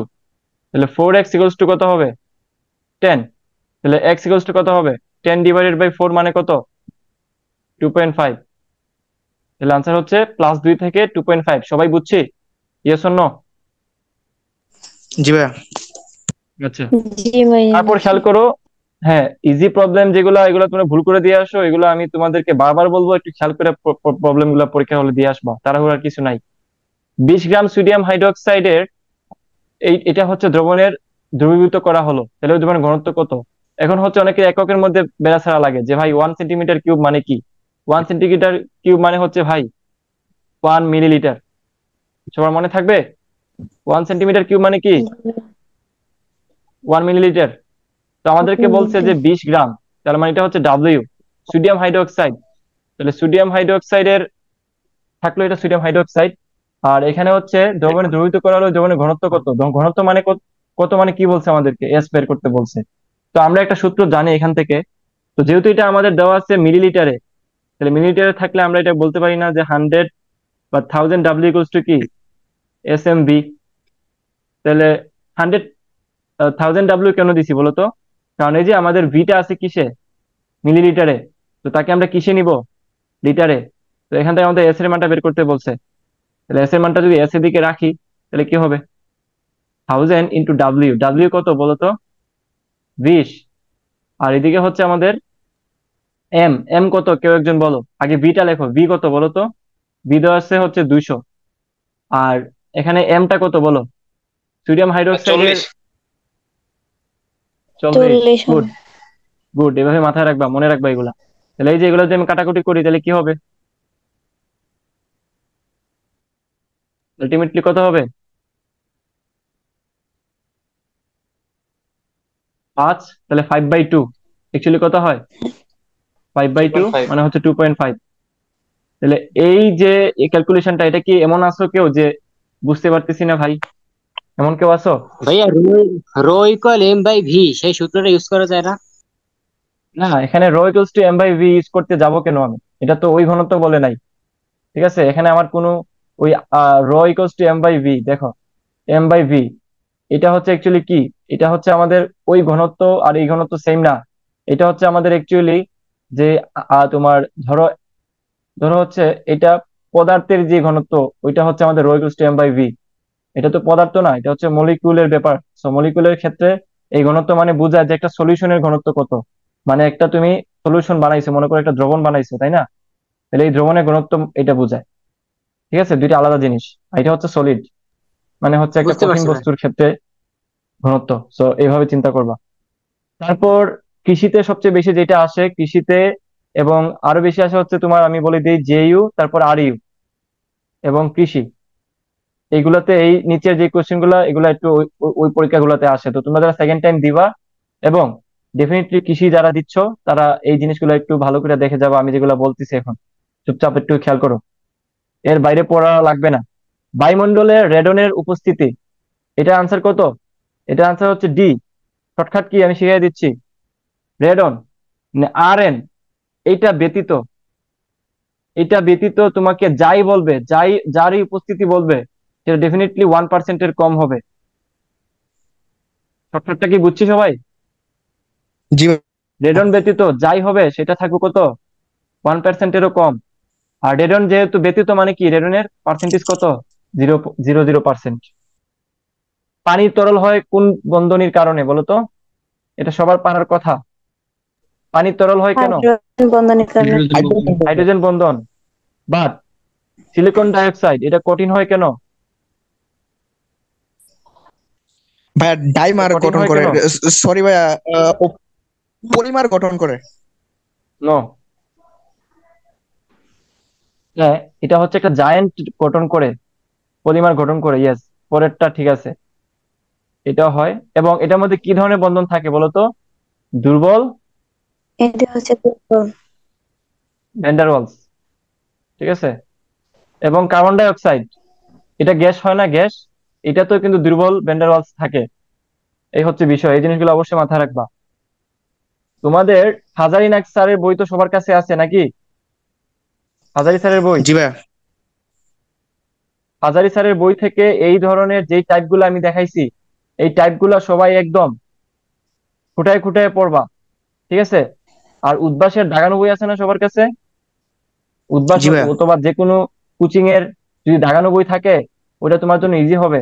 দাগানো বইয়ের দাগানো অংশগুলো দুইবার করে পড়বা সবাই। আচ্ছা, পরবর্তী প্রবলেম গুলা দেখো, এগুলা হচ্ছে জাস্ট তোমাদেরকে দেওয়ার উদ্দেশ্য হচ্ছে তোমরা এগুলা, এই রিলেটেড প্রবলেম গুলা ভালো করে দেখে যাওয়া, মুখস্থ টাইপের। গ্রাফাইট কোন ধরনের কেলাস? হেক্সাগোনাল। তারপর যদি ভুল করে না থাকি আর কি, মুখস্থ। মস্তিষ্কের টিউমারের স্থান নির্ধারণ করা হয় কোন আইসোটোপ দ্বারা? এটা বলো তো। মস্তিষ্কের পরীক্ষায় কিন্তু আসে, এগুলা প্রচুর আসে। কারোর কি মনে আছে? নাই নাই। এটা হচ্ছে বি। মস্তিষ্কে টিউমার স্থান নির্ধারণ করে হচ্ছে বি। তারপর হচ্ছে একটু খেয়াল করো, হ্যাঁ, যে শ্বেত ফসফরাসকে লোহিত ফসফরাসে পরিণত করতে তাপের প্রয়োজন, এটা বিশ্বাস করো ভাইয়া সব পরীক্ষাতে আসে। এবং এইবার সবাই এটা পাবা। ঠিক আছে, পরীক্ষা হলে যাই পাবা এটা, বা এই রিলেটেড জিনিস পাবা। তো এই রিলেটেড জিনিস পড়ে নিও। কত বলো তো? 250। কোন অণুর মেরু আয়নিক প্রকৃতির নয়? আয়নিক প্রকৃতির নয় কোন, কোনটার? দেখো এটা কিন্তু আয়নিক, ভাইয়া ডি। এটাও আয়নিক, এটাও আয়নিক, তাহলে এটা হচ্ছে আমাদের আনসার। ক্যান্সার চিকিৎসায় কোন তেজস্ক্রিয় মৌল ব্যবহৃত হয়? এটা সবাই জানি, কোবাল-60। তার মানে কপার হচ্ছে 16। তেজস্ক্রিয় টাইপের যত মৌল আছে সব ধরনের প্রবলেম তোমরা দেখে যাবা পরীক্ষার হলে, কেউ মিস করবা না। তো আমি যা যা দেখাইছি, যে কন্টেন্ট গুলো আছে, আমার পিডিএফটা খুইলা তারপর সবাই পড়তে বসবা। পড়তে বসে ওই যে যা দেখাইছি আমি, ওই জিনিসগুলো তো অবশ্যই পড়বা। সাথে হচ্ছে যেগুলো আমি দেখাই নাই, পড়তে বলছি, ওইগুলো একটু নিজেরা দেখে নিবা।